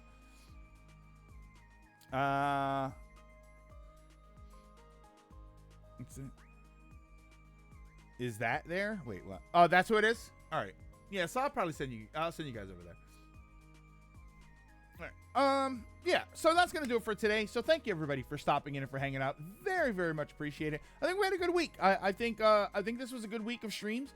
I think we had a lot of fun. Started Minish Cap, figured out a little bit of a plan for the foreseeable future for the streams. Because after Minish Cap, we're going to be doing ODST. And then after that, I'm not entirely sure. I might, after ODST, assuming we get all the way through it, I might do Expedition 33. I need to finish the game first to get an idea of what the New Game Plus is like. And I might consider doing that. It won't be like a challenging playthrough. Oh yeah, we do have to get to Galaxy at some point. I do need to make a decision about how I'm going to play Galaxy. If I want to just play like the OG, or if I want to play it on the 3D All-Stars, or if I want to buy the collection. I feel like I want to get the collection, the 1 and 2. That's not on sale, right? For all the Mario sales, all the Mario Day sales that they're doing, they're not doing a sale on the collection, right? Because I feel like that would be a no-brainer. If they do like the 30% off on the collection, I'll probably just get that. I do wish you could catch up to other people in Mario Kart World, because otherwise you are at the mercy of the items. I hate that Nintendo Land is at Universal, so I either have to go to Florida. Was this Florida or Orange, Florida? For those who come after, yeah, I do like some of those little. I like KH. I love in Expedition 33 when not a spoiler, when you're on the pause menu, like to manage your characters, the button to press, like you press X to like go back, and it says we continue. Oh, Orange, Florida is California. See, that threw me off, Jerv, because Florida is the orange state. Like Florida is the state that's like all about oranges. So it kind of threw me off there. The strat for intermissions is actually to hang at the back, get a bunch of items, and take the gigantic shortcut. Is that for Mario Kart World? All right, but that's going to do it for today. So I want to thank everybody for stopping to hang out. Like I said, we had a great week of streams. I very much appreciate it. If you have not yet done so, I would appreciate it if you go over to the YouTube channel. Be sure to follow over there. And if you missed anything from the streams and you want to catch up to them, you can always watch the VOD here. But I do try to upload everything on YouTube, and I am gonna start uploading it where I won't do it for today since it was a shorter stream. But I am going to start doing it where I separate the just chatting from the gameplay stuff. So if you like one section or the other, you're more than welcome to go over to YouTube and start watching that. If you're waiting, for the Gunpla videos, I didn't get a chance to do a Gunpla video yet. So I will do one of those and get one of those up as soon as I can. I will probably just wait till next week to make sure that I have time to get everything and do it right. So if you're watching for the Gunpla stuff, it will probably be a little bit before I put one of those back up. At the very least, it'll be next week.